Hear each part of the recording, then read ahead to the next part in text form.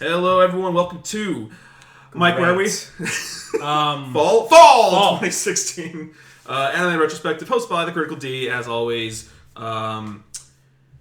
it's we're getting older, guys.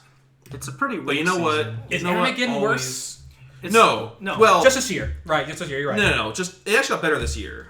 Because it's still better than 2014. No, better than 2015. Shut your fucking mouth. Look. Anyways, I just think that because we've seen like the groundbreaking stuff, like we've seen it done. Okay, that's great and all, but now I feel like a lot of anime struggles now to try and meet that bar, and then they just kind of can't do it because. Keijo. I mean, let's not get fucking stupid. Anime hasn't gotten worse. It's just that there has been a lot less impact shows to me this year. The problem is that once ideas are used, you have to scrape the bottom. You guys, and all the other shows that had Shinibyo aspects and Shinibyo after Shinibyo. Yeah, it's like you have to. It gets a little harder to find the unique shows. I'll put it that way.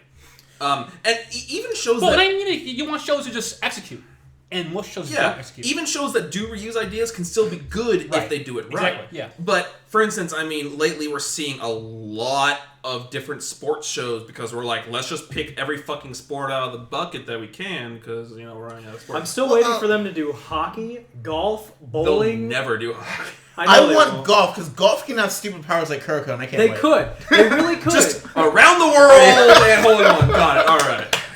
They can do loop-de-loops in the air.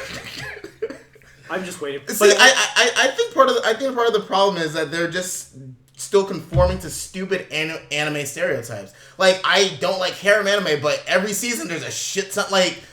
You want to know why? Because we got dicks. That's why. And eventually, a few dicks will respond to that, and they'll make money that way. To be real, you're not wrong.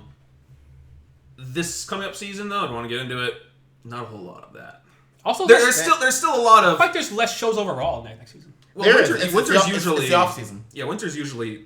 Unless you like Madoka, then it's hey, guess what? Fish show up all the time. Here you go. Madoka, yeah. Anywho, that being said, I did think that this was the weakest season we've had in quite some, probably since 2015. Yeah, so. So let's get started. We're gonna go with Sangatsu no Lion, or March Comes in Like a Lion. March Comes Like a Lion. First of all, I'm gonna say this right now: if you're one of those types of hipster, no man, don't piss me off. No, do this. If you're a hipster ass fuck that wants to say that this was the best show of the season, just get out.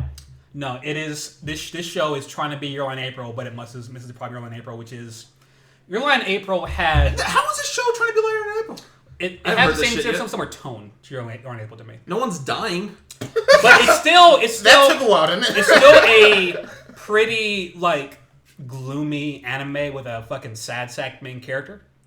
That could be said about a lot of shows. But it feels more. I don't think it feels at all so. This is done by the writer of Honey and Clover, which to many people is a very, very good show, and it's I think one of the highest rated shows on Mahou and Anime News Network.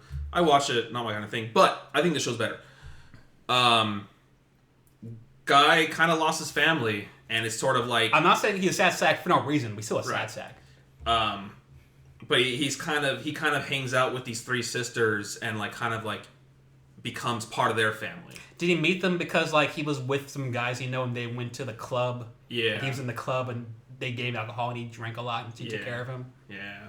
That was a cool scene. It was a cool. He plays so the big aspect of the show is shogi.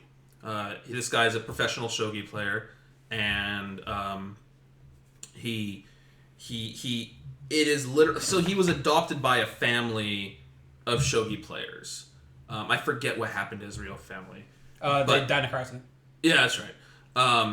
He's out of the family of shogi players, and he got better than their real kids, which made the real kids want to quit.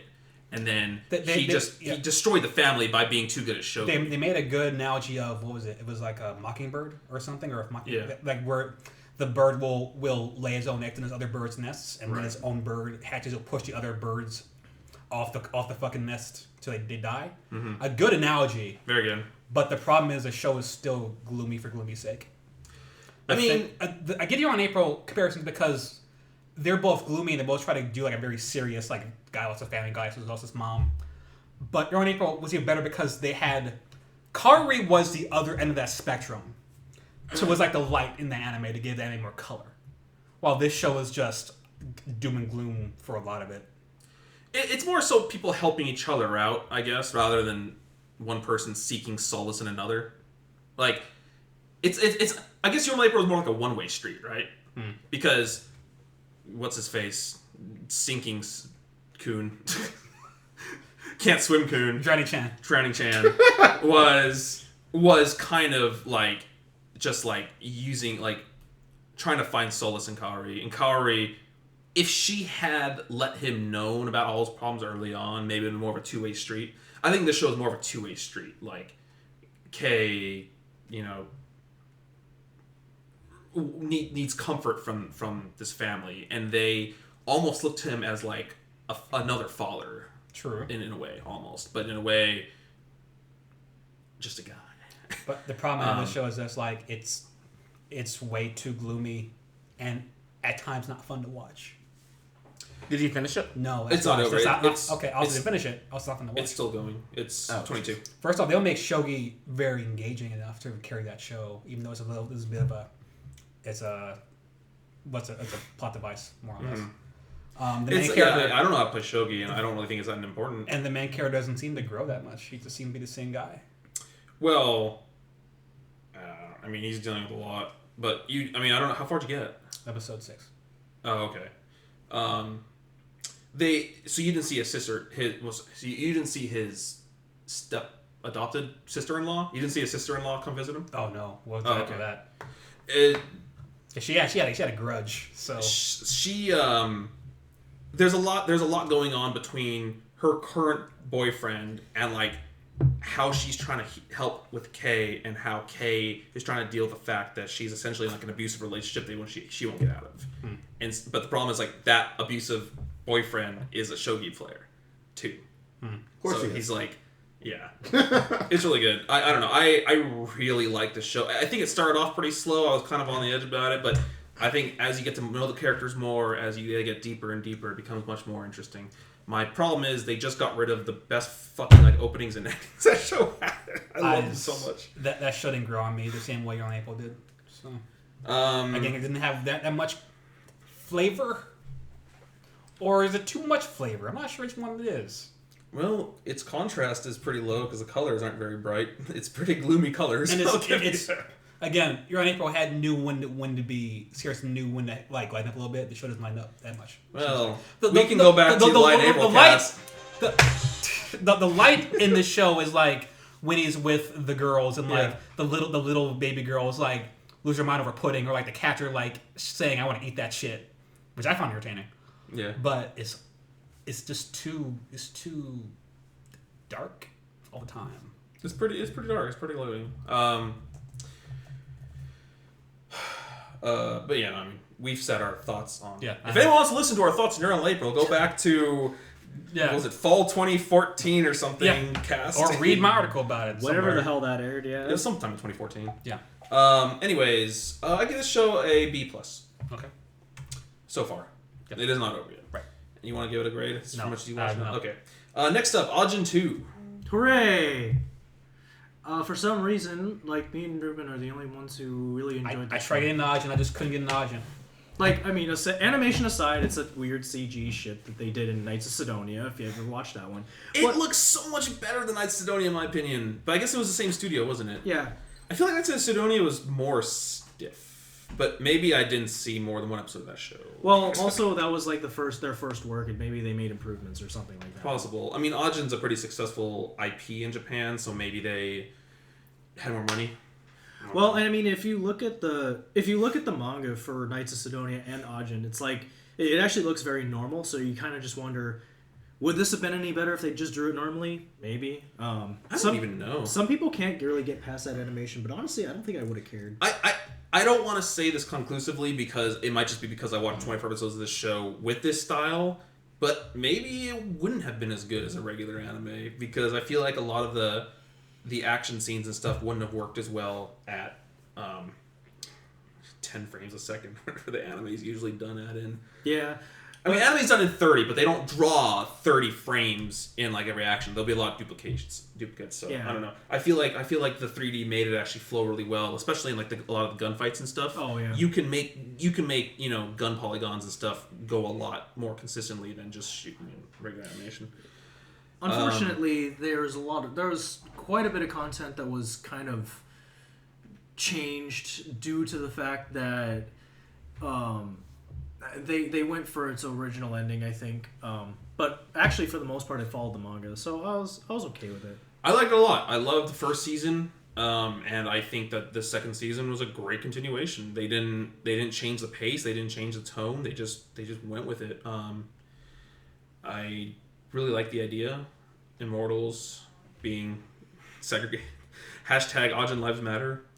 And yeah, That was that show, wasn't it? Yeah. Ajin Lives, yeah. # Ajin Lives Matter. Pretty much. But basically, Sato is just killing people and doing terrorist stuff so that he can... He does it under the pretense of wanting to gain rights for the Ajin, but you eventually find out that X-Men. he just wants to take over the country. X-Men. Yeah. He's made Magneto. He's Okay. pretty much Magneto. Okay. The difference is Magneto does care about his allies. You find out Sato doesn't give a shit about his allies later on. Also, I want to give the award right now. I think Sato's the best villain Of the year? No, I haven't thought that far, but easily the season. Probably, actually. He's great. Great. Like, and I just like his like words of wisdom that he gives to like these followers, where when he talks about like a game, he's like, do you know why in a game like such and such, or like why there's multiple like difficulties and all that kind of shit. Like, is that often? He doesn't do it often. No, more so toward the end. But when he does do it though, it's like I like when he does that, because he's like trying to use something really simple to like give perspective to like all these people, and they're just like, oh, well, whatever, queer, but like they don't give a shit, but they're actually going for something Door. They're going for something a little bit different. Even I knew what he was talking about. I did think it was interesting all the different ways they tried stopping him, and then I thought, oh, like this has to work. Yeah. No. They trained him, and then his shadow was able to move on its own. Yeah, and that was. I really like the idea. I think it's a really like interesting and kind of funny in a way idea. How in the middle of these fights, they're just like, kill me so I can revive before I go to sleep. Like reset me. Just no, like the girl, she got like run over and her bones are broken. She's like, just kill me, hurry! I need to reset. Yeah. I really like this show. Yeah, I won't say much more about it. But yeah. Solid A. It's all on Netflix. You can want to watch it. So. Solid A. Yep, it is on Netflix. Season 2? All of it. Season 1 All is of it, yeah. English too. Is it? Yes, it is. I guess it would be, wouldn't it? I watched some in English. Because the Netflix original. Netflix original. Yeah, Netflix original series. They take that. They really fucking just bend the fucking rules of that. Wasn't Knights of Sidonia also Netflix original? Also, So was Seven Deadly Sins. Yeah. So I wonder if Polygon Studios is under Netflix's like wall, like in their pocket. They have to be. Murakura, I think, is. Yeah, there's a lot. of Kuromakura? Yeah, Kuromakura, yeah, yeah. works, yeah. All right. Next up, All Out. They have nice backs. Son of a bitch. Yeah, I mean, nice All Out. Who's watched all out? Me. Not me. I watched first 3 episodes. I'm like, okay, this is rugby. It seems okay. I don't know. You said you, Matt? Oh. No, I didn't. Oh. So these are some burly men. They're very burly. Very burly. Are they, Very what, rugby how old kind are of they? need to be. Well, they're in high school. Like 15, Of course they 16. are. Because fuck it. But boy, I don't know what high school they're going to, but they have just a full group of very, very strong guys. I'm pretty sure my high school football team didn't have nearly as many strong people. I mean, this is sports anime. Look at Kirko. Look at fucking Morris They weren't Sakabara. even like okay, Kirko's is like 5 people. In a school. Conceited. But I mean, they weren't even that strong looking. Like, they were toned. But they were toned. 14. They were... Was that middle school? They were in high school. They were 14. No, it was high school, yeah. So, I'm saying, these people look like fucking like Arnold Schwarzenegger, and they're in fucking high school. I mean, I don't think their bodies are allowed to do that. Anyways. Those weightlifting classes. All Out's about rugby. And I guess it's a good rugby show. I have nothing to compare it to because there's really no other rugby show I can think of. So I don't really have a whole lot to say about this, but it's a mildly entertaining rugby show. Same sports shonen stuff. Practice, get better. Main character doesn't know, gets better. becomes really good. But they don't have tournament. a power kind of. No. It's 100% realistic. Damn. But yeah, I don't know. Mike, anything to say? It's just what it was. Rugby, it seems to show rugby pretty good, but I don't think rugby is that compelling, personally. Rugby sounds fun. We don't have teams in America for it. And I don't want to die, so I'm not going to play for fun. It seems like a fun anime that I just wasn't one for me. You know what's funny? I didn't actually know that rugby was a real sport until I got older, because we did a version of it in middle school called Smear the Queer. Wow.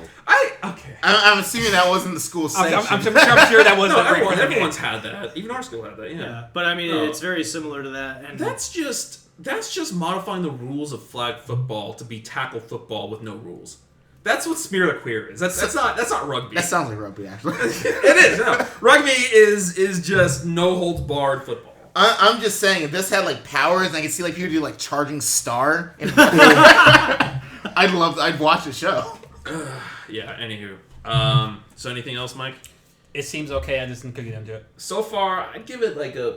It seemed like a very 6-7-ish show. Yeah, I'd probably give it like a C+ so far. All right then. Next up, we have Blood Drive. Yeah. No. So I watched almost one full episode of Brave Witches. Did anyone watch any more Brave Witches? I figured you'd have it covered, Not so no. Not a thing. I tried because it's over. Like I tried, even though I didn't watch Strike Witches, and they turn into furries when they use magic, so I had to turn it off I heard real quick. Strike Witches was like a more serious take on Strike Witches. What? Maybe. I don't even know. As someone who watched one season of Strike Witches, A whole season? season 2, yeah. I'm sorry. Because my friend who is a weeaboo started watching. I'm like, okay. And I'm like, yep, I see why you like this show. So, Anyways, yeah. the more important next show that we're gonna get to is Bungou Stray Dogs. Best show of the season. Hell yeah. oh, get the fuck out of here. Negative. Which It's good. It's good. I scored it high, but not the best. I love that show. I gave that. Well, I'll say my score at the end, but it should be pretty obvious it's high. To foo you. So if anyone remembers our cast, if anyone listened to it and is actually paying attention to what we say, I thought the first 6 episodes of the first season of Bungou Stray Dogs were pretty not great, and then that show really ramped up exponentially in terms of good. And this show kind of kept on that same track. It's weird because the first 4 episodes of the show, I thought they were going to go that route the whole season with the flashback. And it got to the point where the flashback was over. I'm like, I don't actually want to go back to the real part of the show. I just want the flashback. The flashback was so good. It was really good. The thing is, the main guy, the detective guy or whatever, he was raising like so many fucking death flags. I was like, there's no way he's surviving 12 episodes. And I know as soon as he's dead that they're going to move on past this like backstory. So I don't know how many episodes, but I was thinking like maybe 6. Those 4. I know, but I thought maybe 6. Oh. I honestly thought the traitor was going to die when they found out there's a traitor. One of the 3. I thought it was going to be him, honestly. At the end, though, the glasses guy, I forget his name. Yeah. He wasn't even 100% traitor. He was like, just traitor enough. It was kind of like a triple cross because he actually ended up working for like the government and like yeah. He was just traitor enough to kill his friend, but not traitor enough to really like fuck over the whole organization. I think it's great. We got an insight into Dazai's past, which is arguably one of the most interesting characters of that show. You mean the most? Whoa. Let's be real. Let's be real here, Moses. He's probably the best character. I mean, most interesting? Yes, he's not my favorite character. But No. he's definitely the most interesting character. He's got the most going on. Yeah, I guess that's true. Well, unless you want to see like the 20th flashback of the main guy looking back at the old professor. Okay, I'm tired of that shit. It's like the one big flaw of this show. It's him flashbacking to the orphanage for the 50th time, the same scene. It's like they just saw Naruto. I was like, let's just run with that. God. But I actually would like them to go more into the doctor. I really like that female doctor. Me too. She's cool. She's my favorite character. Yeah. My favorite character is Edogawa Ranpo, because Wait. why the fuck not? I thought your favorite character would be the detective, honestly. the only real. That's my favorite character. Yeah, I thought that would be Matt's, honestly. Nope. I just love how, like, I think somewhere deep down he knows he doesn't have any powers, but he's just kind of rolling with it to, like, keep himself mental. I think that's how you saw it at the end, because I think until this season he actually thought that. Maybe. And then, like, he said, like, oh, I guess I don't, but... I did like, though, when him and the girl were, like, sent into that, like, closed box mystery book thing. He's like, I'm gonna beat you. You're still not gonna beat me. Still not beating me. I need my glasses. I can't use my powers. Like, you don't have any fucking powers. But I thought it was interesting because they did say that the real reason that everyone's powers work so well is because they're all under the master's domain. Mm-hmm. I thought that was interesting because they explained like why he can control the word tiger so well, why the grandpa guy glasses works, his detect powers work so. The one he doesn't have. Oh yeah, that's right. My bad. But yeah, I just thought that was interesting. So I liked every single bit of the show. The only thing I'm knocking it for. The only thing I'll knock it for. The last bad guy's power. The last bad guy. No. It wasn't even his power. It actually wasn't even the power itself. It was the fact that the last fight just turned into a DBZ fight. Like it just ended up being like God, it was so nice. Hadouken versus like Kamehameha. Like they were just fucking just giant energy ball fighting. That was it. Like every fight up to that point had like something more interesting to it. Like some sort of angle. This was just like, who fucking has more willpower? So I loved the fight. I actually I laughed out loud so hard when I found out what his power was, and I actually had to pause the show because I'm like, it's stupid. Like, how do you have a power so specific? How are you born with it? Like what? Like it's like some of these. Like I don't like when natural powers rely on real world items because it doesn't make any sense. It's not. It just doesn't make any sense. You control gravity, that's one thing. If you need, like... So you didn't like the guy's power, how he can't be hurt by bombs shaped like lemons? That was also stupid. Like I thought that was funny as hell. I enjoyed that a lot. I felt like this was like Hunter x Hunter where you had to develop your own specific power. No, because the thing is, like, everyone in that show had such a wonky power. Like it was one of the more unique sets of powers in any show I've ever seen. Like the glasses guy with like the ponytail. He writes a poet, and he can only create objects that are the size of like his notepad. Yeah. I mean, how did he figure that out? Who knows? How the fuck did anyone figure that shit out? I mean, you have similar ones like Rashomon was like, you know, the bad guy. Yeah. Oh yeah, I just have this like fucking dragon spirit thing that's gonna fight for me. Like, okay, that's not as unique, but I still didn't think it was silly. I didn't think it was silly. I thought the money thing was silly. I don't know why. Maybe it's because it was the climax of it and just turned out to be total bankruptcy. God, that was ridiculous. But I did love every aspect of this show. Like I love this show. It's such a good show. It went from okay and then just exceeded all my expectations. It definitely, as a whole, was a lot better than the first season. It really was. I think the first and second parts were better than all of last season, honestly. The only really good part about last season was the last, like, 4 episodes. It was still good, but that's where the last season actually got better. Much better. But I mean, I guess they had a lot of exposition to do in the first season, but, yeah. And then, of course, we fail to mention the girl in the kimono who has the cell phone. You know, Demon Snow. Demon Snow, that's right, it was Demon Snow. I thought it was funny. If you get a call on your cell phone, your demon's gonna do whatever it says. I think she was obviously like, not what's the word? She was Conditioned? Yeah, she was conditioned to make the power work that way. Because at the end, I mean, she's able to use it freely. But I just thought that was really funny. She's like, "Fuck, it's ringing! It's ringing! Don't pick it up! I can't stop picking it up! I gotta pick it up!" So I killed someone. 36 people, man. Killed 36 people. But I mean, her story was pretty small in the grand scheme of things. But I did enjoy that. It was a good aspect of the main character's character and eventual girlfriend. No. Like his reason for doing things. Yeah. So. I liked it. I liked how there was a 3-way war. I'm a big sucker for group fights, like team battles. I'm a big sucker for those kind of things. I like them too.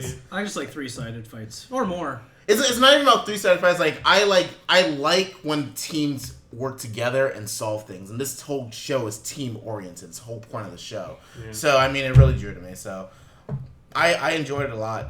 Did you want to say anything about the show, Mike? I liked the arc where that one detective, he was taking care of those children, and the fuckers locked the children in the van and blew the fuck up. So the first arc? Yeah. Yes. And then they had that fucking weird, like, Matrix fucking fight. Oh, yeah. That and then I was kind of like, well, show can't get any better than this, and I stopped watching it, so...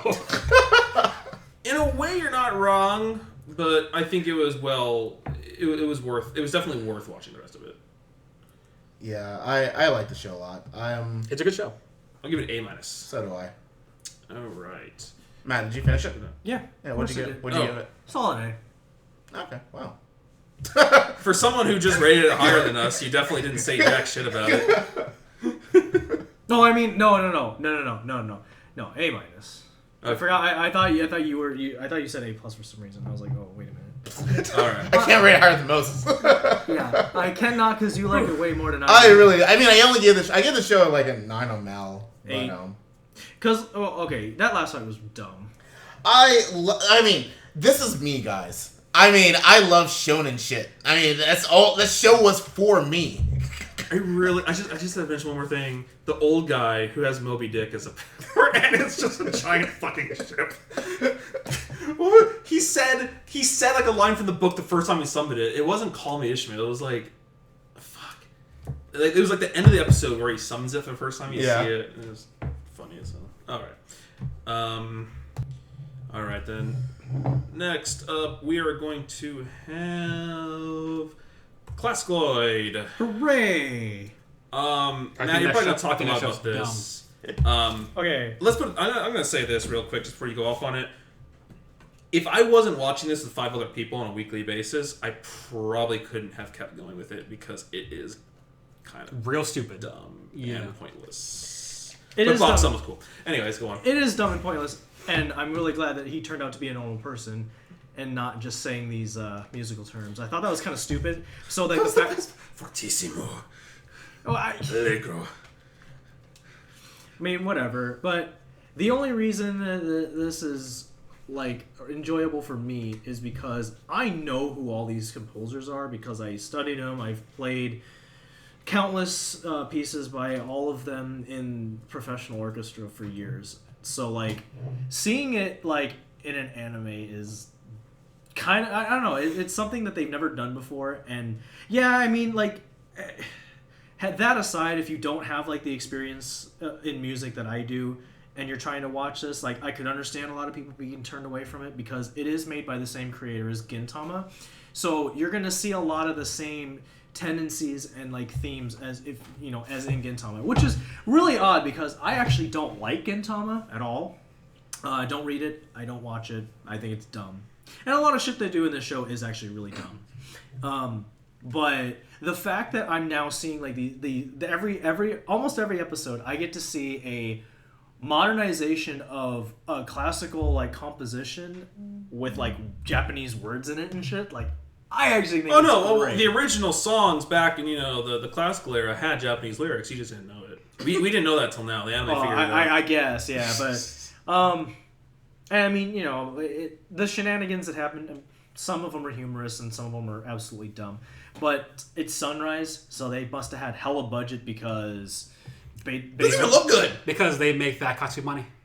What? Well, the regular animation does when they do their musique. Yeah, the musique. Yeah, the musique looks alright, but yeah. I think I mean, well, they're all plaster faces. But look at the voice cast though, like it's definitely up there. Like Noto Mamiko voices what's her name? Not Chai. No, Liz. Friends List, yeah. And Beethoven is voiced by Mark's favorite voice actor, Tomokazu Sugita. Yeah. So I mean that's already like 2 really, really big names. Oh, and then Mozart is Yuki Kaji. Yeah. So I mean anywho, the show is about a bunch of reborn classical musicians who are just fucking around and squatting essentially at a mansion, trying to make dumplings. Yeah, and they suck at like real world stuff, but like, and randomly they'll have like the passion and emotion to turn on their musique which is just them turning into like composer mode and like transforming. It's like fucking like Fate Stay, like reality No, marble. I swear to God, I was just about to say, it sounds like it's fate, but like... It's like a reality marble or something, Noble Phantasm that they just pull out because fuck it, let's have a party or something. There are some aspects of their personalities, though, that actually kind of do reflect the people that they were, though. So, like... I'm sure that's a big part of it, yeah. That I appreciate a lot, Just too. make them go, what? Okay. What? There was an episode where he couldn't hear anybody because he was doing some dumb shit. So, that actually was humorous. But other than that, though, I mean, I think it'd be more interesting for them to try and come up with a way to get around that if he actually really couldn't hear. But so when I read the synopsis of this show, I didn't even look at the picture. I just read the synopsis of this show before the season started, and it sounded like to me that it's gonna be like an episodic thing, kind of like Hellgirl or something, where you're just gonna follow like a small story of like random people you'll never see again. And they're just going about their daily lives, and then randomly in the middle of their day, a random Vocaloid that plays classical music shows up and plays a song, and then that's the episode. Like for some reason, I thought Classicaloid meant it was more of like a Vocaloid type thing, where it was like a bunch of like Udaloids or something. There's a Vocaloid in Tokumura sessions that's pretty cool. I'm that. Just and how they just infiltrate random people's lives. What I got was 100% unexpected. And I don't... Is that a good thing, though? I mean, what it ended up being, in my opinion, what I wanted it to be probably wouldn't have been good either. That's what I had. I thought... Well, I mean, we'll see how it goes. Like, it's gonna be 24 episodes. Somehow, oh my God, why? Somehow, I'm watching this show, I'm like, what can they do? What can they do for 12 episodes? I don't even know. Shit, just goof around with shit.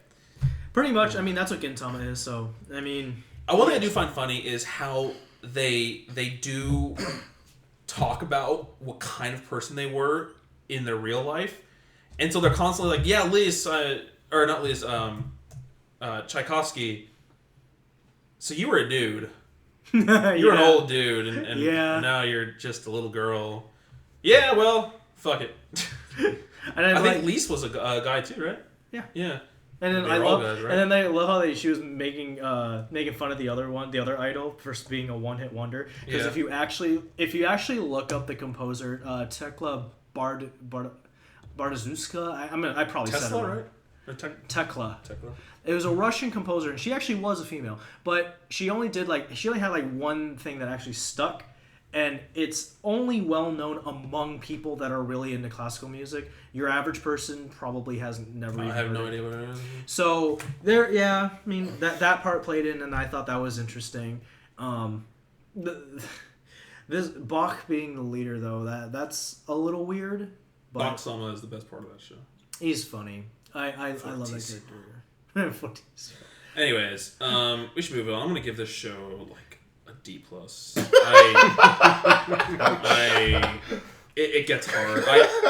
So I had to catch up to this show because we fell behind. I had to watch 3 episodes by myself to catch up, and I'm pretty sure I was playing Shadowverse for most of that. Wow, ouch. I was trying to pay attention the best I could. But I mean, I'm gonna say a solid B. All right, right here. All right. Next up, we have Drift. God, piece of shit. You lose. Hold on, I'm gonna try it again. All right, let's try it again. Drifters. Great. Okay, we're gonna drift back onto our topic.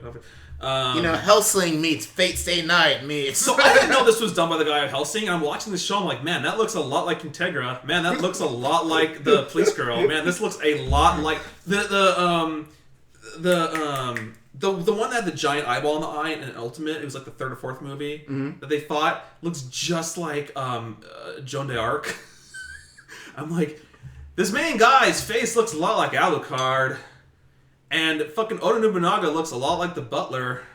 All we need is some guy to say amen, and we got it there. Yeah, and I'm like, these wonky faces look really familiar. I'm like, I'm gonna look this up, and yeah, it's the same writer as Hellsing. I told you guys that. I forgot. God. I knew that going into it, which is the whole reason that I watched it, because I actually got into this late. I got into this about episode 4. Drifters. I had dropped a couple things, so I was like, all right, everyone, It was like between 3 different shows or whatever. Told me what I should watch. Everyone on Facebook was like, Drifters! I'm like, okay. Drifters feels like a period anime done right.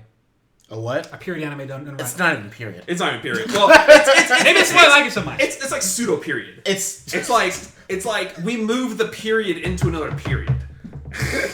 We moved everyone's period into one period. That sounds so and it's gross. better for it because it gives like a freshness to the whole show that you don't get in most period anime. That's very serious because of the serious content of those periods. Here it's just like we're kind of serious, but fuck it, man, we're just gonna do this shit.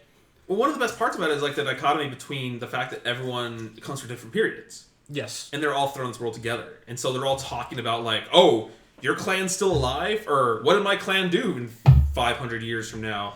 Oh shit, we're rocking. We sweet. fucking use our wipe our ass with your plan. I'm just saying it's a little coincidental that the main 3 are all from Japan, but I'm just gonna leave that alone. Well, it focuses on them. What do you mean? No. They are. Well, not Oda all. Nobunaga. That's in the main 3. Oh, the main 3. Yeah. Okay, yeah. But it's like they focus on the S because it's a Japanese show. Yeah, But, I know. All the characters in that show are all from different places. I thought the magicians were Nazis, and I guess they're not. No, because there's Nazi there, and we're gonna find out more about him and what he's done. But basically the premise is these important quote unquote people from their periods, so right when they're about to die, some guy who lives and reads a newspaper at Purgatory says he takes them, grabs them, and throws them into a world. And there's another girl in the Purgatory doing the same thing for the other team. So there's a war going on for Purgatory World or something. Yeah. Or they haven't really some explained fantasy that. world. They actually really haven't explained. Yeah, it's actually a real world in some different dimension. Is it? Yeah, because they have like elves, dwarves, blah blah blah. So it's a fantasy world. Oh, So it's not. okay. They go through Purgatory. He grabs them real quick through Purgatory. Here, sign in real quick. All right, go fight for me in fantasy world.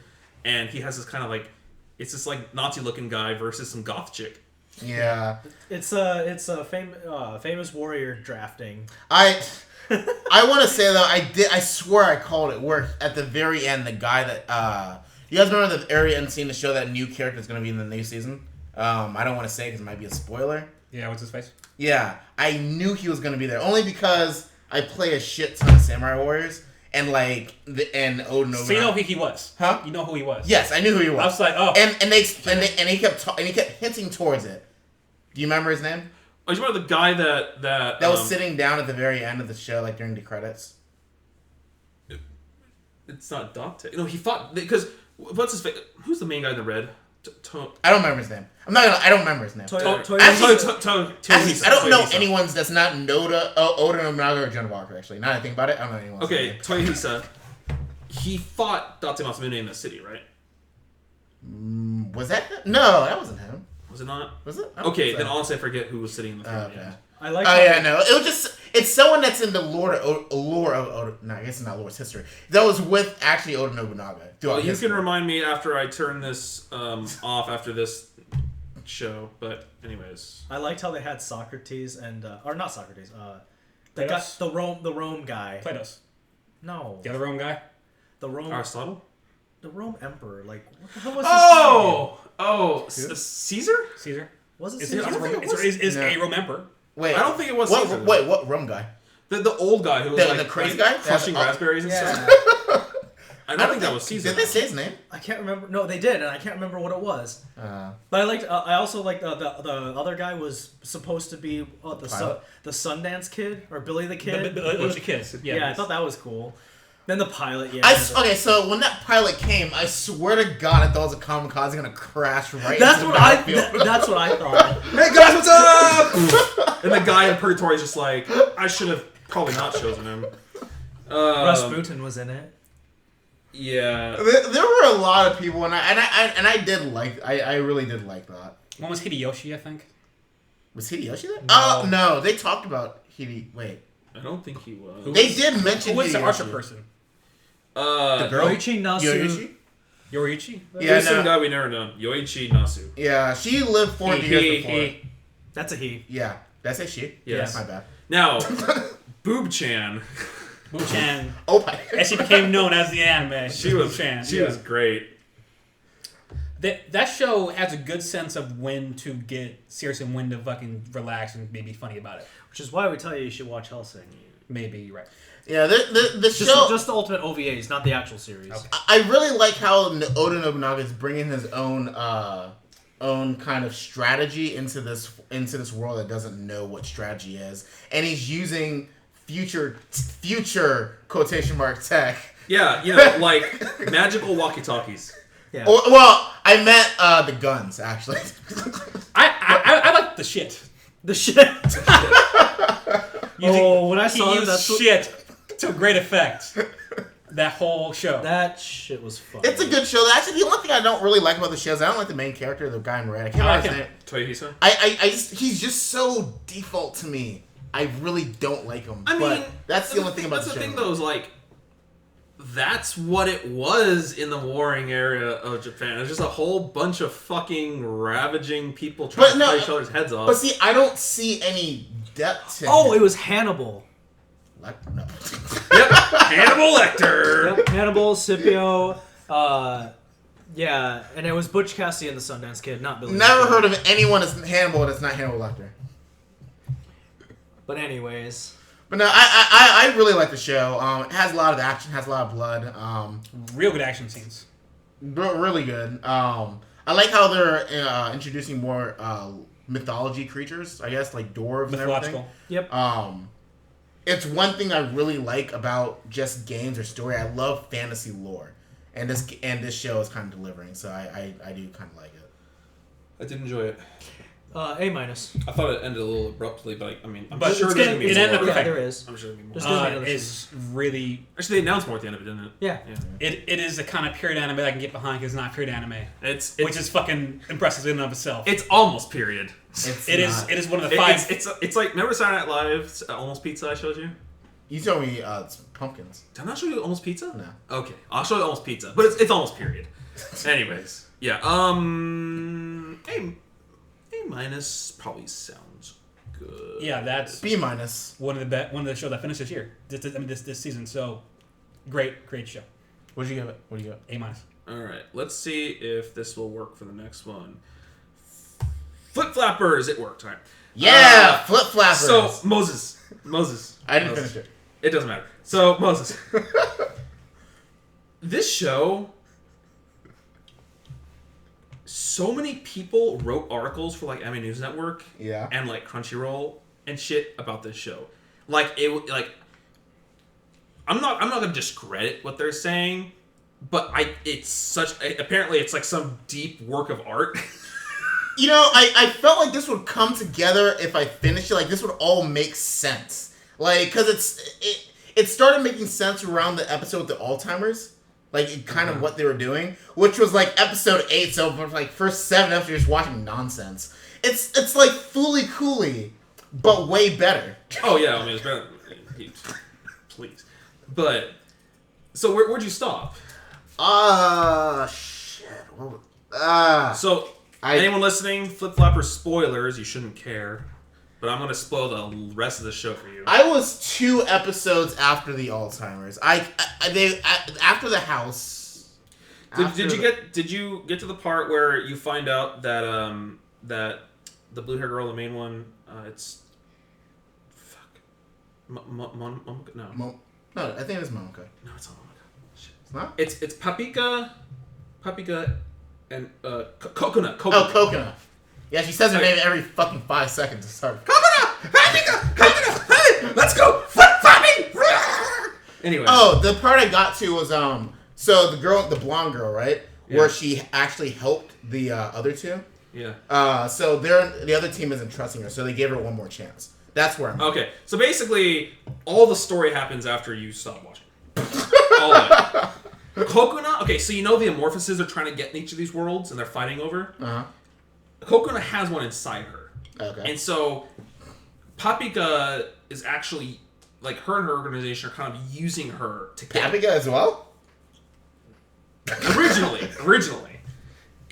Using her in a way to get into these worlds, because they cannot get in without an Amorphous. The power one to go get the rest of them. Now, the blonde hair girl is also... An Amorphous? No, she was originally trying to be their friend and her friend in school to get on her good side because the organization told her because they knew she had amorphous in her. Uh-huh. But she, grew real feelings for her. Yeah. Hibike also grew real feelings for her. Yeah. And so there was this big drama thing where Koukou was like, "You guys aren't real friends," blah blah blah. And then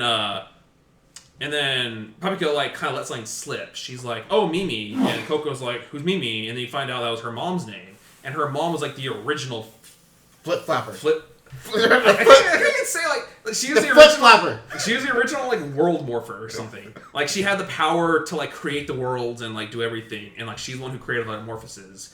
And so Kokona's like, "Oh, fuck you all, and fuck my mom, and fuck life and everything." And then they resolve that, but then the mom comes back. Of course she does. But then it's not actually the mom. It's because her mom's dead. But somehow it got really confusing. Somehow, that's when it got confusing. Somehow, like the dark side of the mother created her own entity. Like her dark feelings of her real self survived, and so she was essentially like a monster version of the mother. Uh-huh. But they were like trying to fight her, and so she was like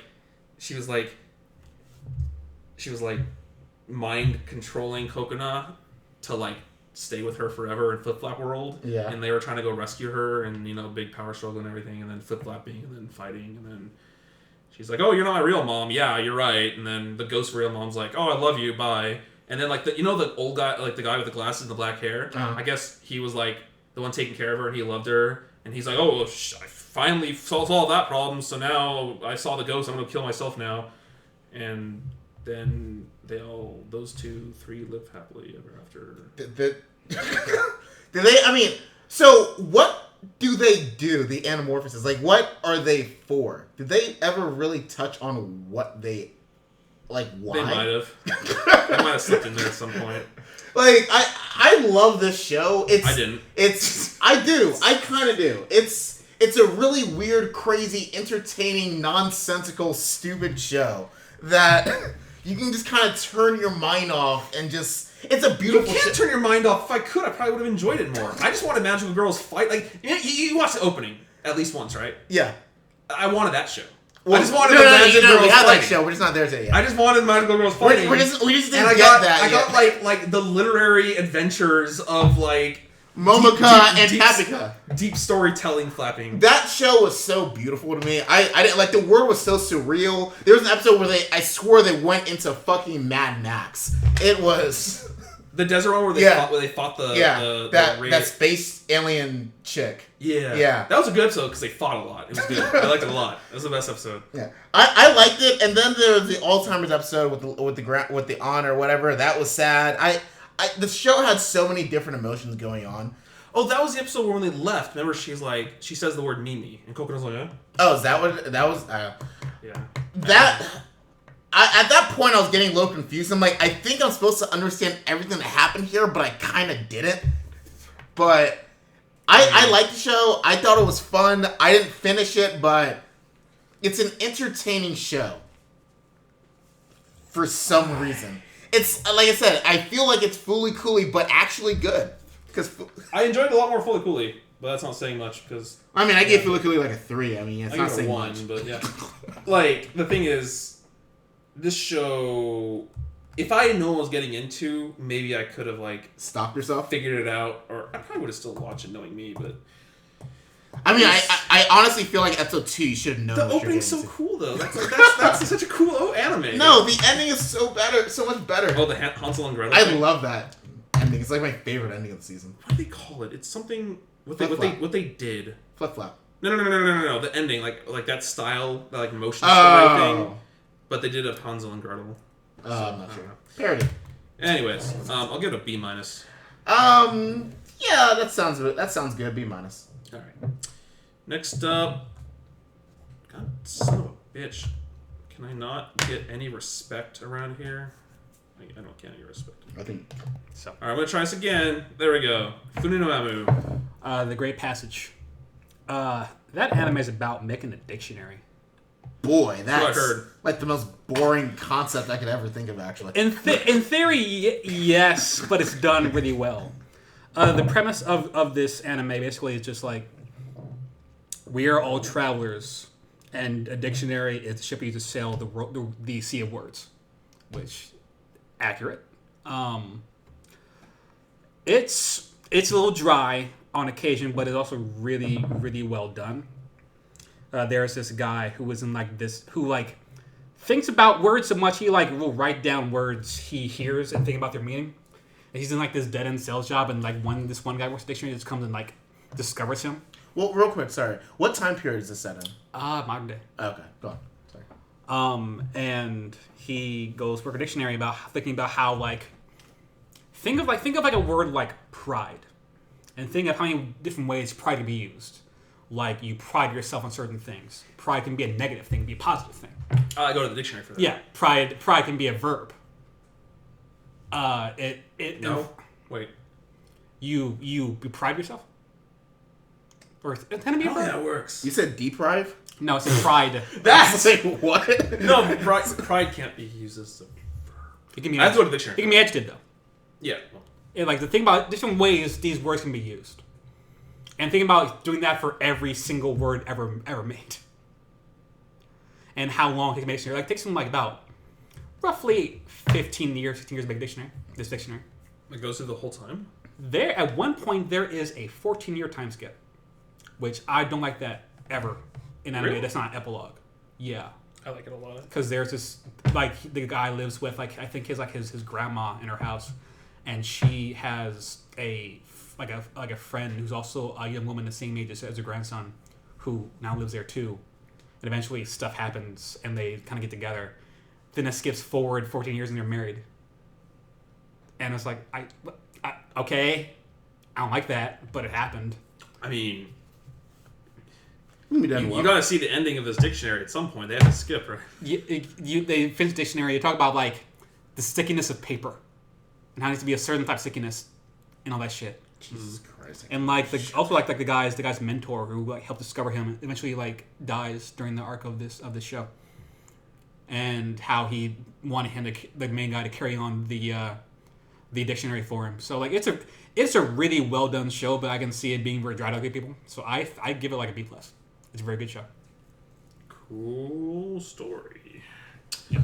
Yeah, I think had I not had so much other stuff to watch, I probably would have tried it. Like Classicaloid. I think this one was on my list of things to consider. Also, it wasn't on any of the main streaming sites. I had to go find it somewhere else. So. Oh, really? Yeah.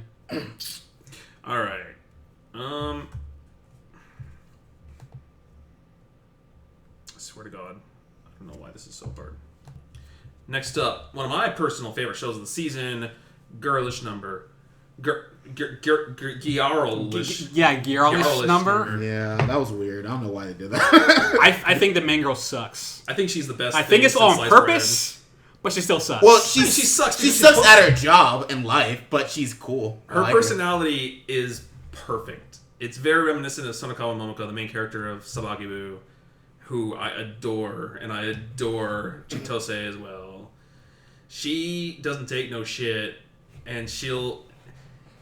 So this show is about a girl who is trying to get ahead in the voice acting industry, essentially. She's kind of starting out, and the show starts with her landing a quote-unquote big job as a main character with a bunch of other, some more well-known and some not as well-known voice actresses, and how they go through this project together. But this project is this shady,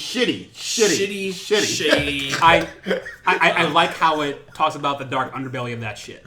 Yeah, it's not all fucking. That's something I wish Shirobako went into a little bit more. But hey, some of these studios are actually fucking shitty. Well, Shirobako wanted to touch so much more on the actual procedure of the whole thing. This show didn't really focus on that at all because it was more of the voice actor rather than staff. No, remember that short we watched, that short anime they made fun of Shirobako? No, they touched on the dark side of Shirobako quite a bit. But I mean, this was the thing where the producers and stuff were cutting so many corners. The art looked like absolute trash for the show. But they kept holding these events with their voice actors and stuff to try and promote just free money, just to get free money from people, while trying to put very little money into the actual project itself. One of my favorite parts were well, what about the first episode? We'll just do a PV. Yeah. And then, later on in the episode, later on in the show, they're like, oh my god, we're landing the last episode. can we just delay the last episode? No, we have to use that one slot. Well, can we just use a recap? Who the fuck recaps the last episode?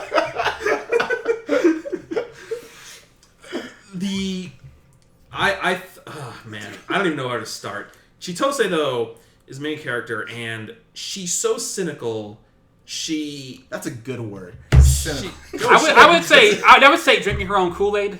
She is sipping on her juice. Like, so she's on board with this. She's like, fuck yeah, get popular and make money, fuck everything else. And all the other girls are like, yeah. And there's this signature laugh everyone does, all the guys do, where it's like, gah ha ha ha. And so she eventually picks it up, and so she's like, we're gonna win this, gah ha ha ha. And then at the very end, when they're doing their opening song performance, whatever, with all the cast, she's like, they do like the huddle thing, like everyone puts their hand in. She's like, 3, 2, 1, it's money, ha ha ha. And the girls are like, I don't think we can follow that. But I think that this is a prime example of where characters can carry anything, like almost anything. Yeah, unique characters to every anime. This is something that I believe in more than just anime. I believe in it in games and in all sorts of media. Is I can get past shallow stories, not great stories, and as long as the characters are like the writing not always on point. And like the story was really shallow. It was just shady. That was a little more interesting, but shady production, shady people, and voice actors trying to do their thing. But everyone is eventually start calling her shit because they'll find out she has no talent, and she starts getting down, and she's like, "Well, fuck them. I'm fucking awesome." Or when she looked on the internet and everyone was shit posting her. Yeah, she's like, "Please no more videos. Please no more. I can't take the comments anymore." But then she picks herself back up. Yeah. I love that sunny side up shirt she's always wearing. Oh, I never really actually. She always wears the same shirt. It's an egg. It's just a sunny side up because her personality is always sunny side up. Jesus Christ, Ruben. Also, you can buy that shirt. I found it online. Does the show have a point? Does it get anywhere? They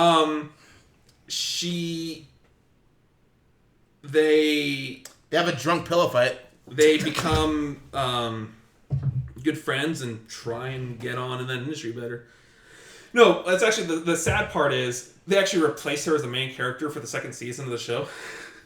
Right. And so this little girl who looks up to her so much as this great voice actor, she's a huge fan of this shitty show. And it's funny because the characters are talking to her like, you even like the art and the music, and you're watching the right show, right? And she's like, yeah, I love that show. I mean, there's always that one anime fan that's bad anime. Yeah, she was like, I love this show to death. It's my favorite, and following it so much. And she's like, I mean, sure, the art could have been a little better, but this show's fucking awesome. And she's like, it's my dream come true that I get to voice the main character now.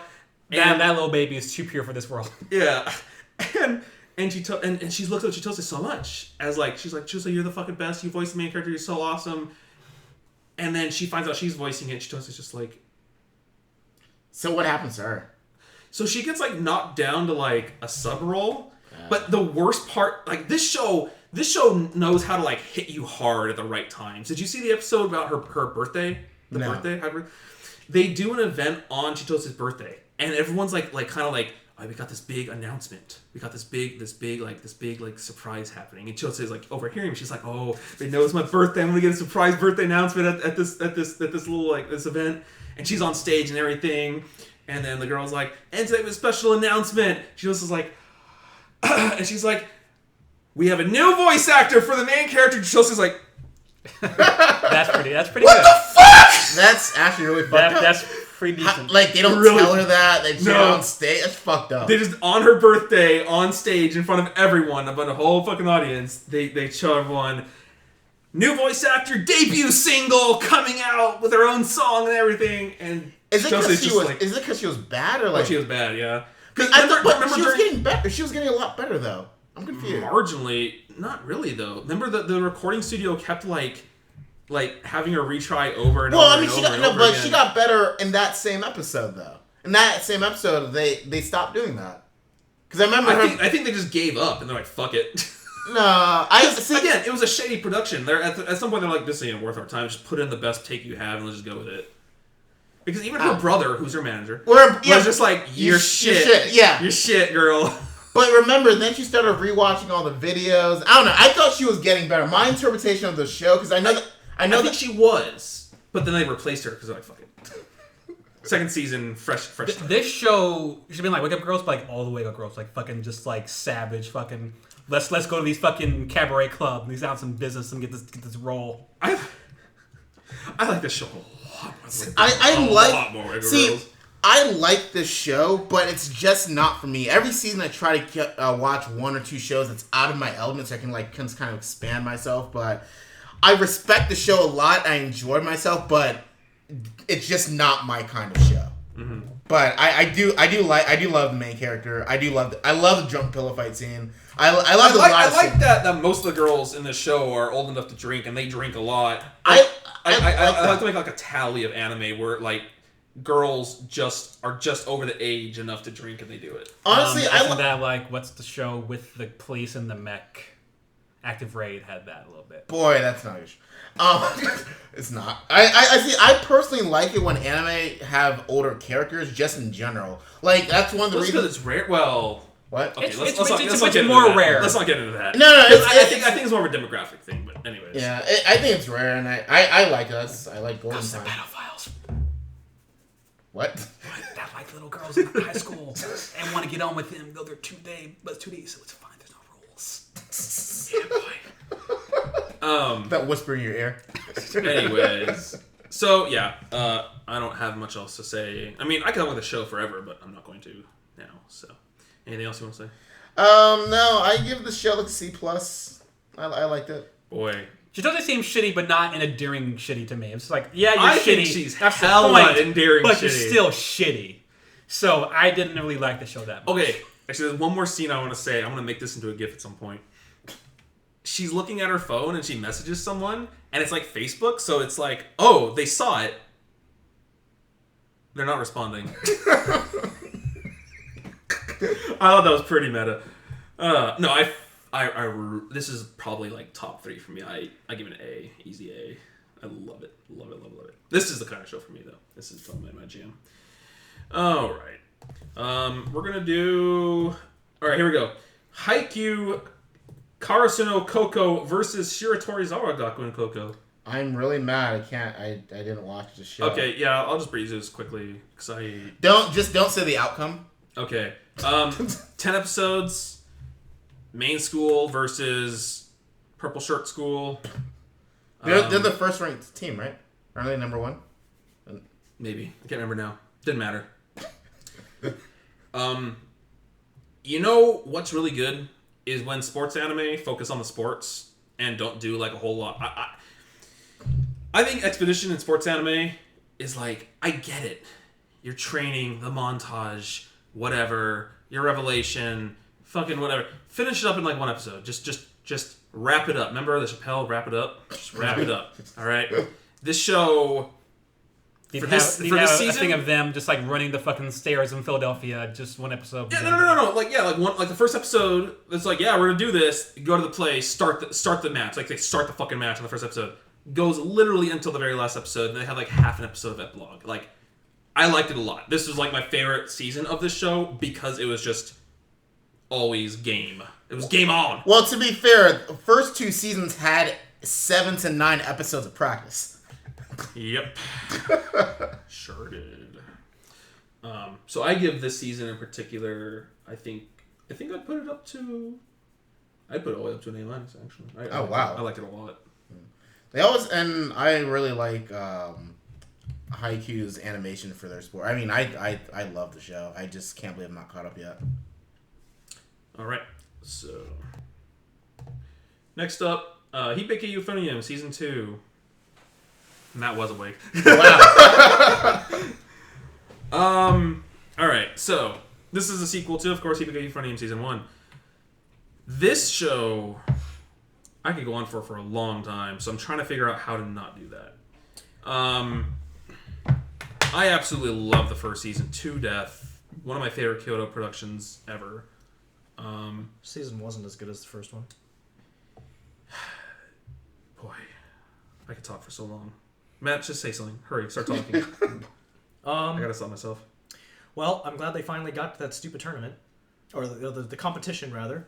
I'm glad they finally got there, and did things. The rest of it, I realized I kind of didn't care too much about, like the drama between like the characters and the one that wanted to be in, but the other one said no. Like all that stuff when they were dealing with that. I mean, yeah, that's what I was gonna say. I didn't care. The first arc of that show was the worst that show's ever been. You're right. The thing is, I was actually heavily debating what you said about whether this season was better or worse than the first. The thing is, after that first arc, I was like, okay, this show's definitely going to be worse than the first season. Like, I'll score it lower. But I thought the second, like everything after that was so phenomenal that I don't even think that anymore. I think that the second, all the rest of it was better than the first season. Wow, really? Asuka's character was something that had eluded us so much in the first season, and they finally touched on it a lot, and it was really good. How her relationship with who's the main character? The main character is only like an Omai. How her character could develop with Omai so well. What she's doing to deal with her problems. Omai's whole beef with her sister and her family. I just loved all that. Reina, how her conclusion with the teacher comes about. Her the teacher's backstory, his wife, and how that affects him and Reina. It just, the show was so linear, then it attacked at so many different angles in the second half. I hate that they treat the possibility of her being the teacher as like reasonable and not like, what the fuck, shut the fuck up.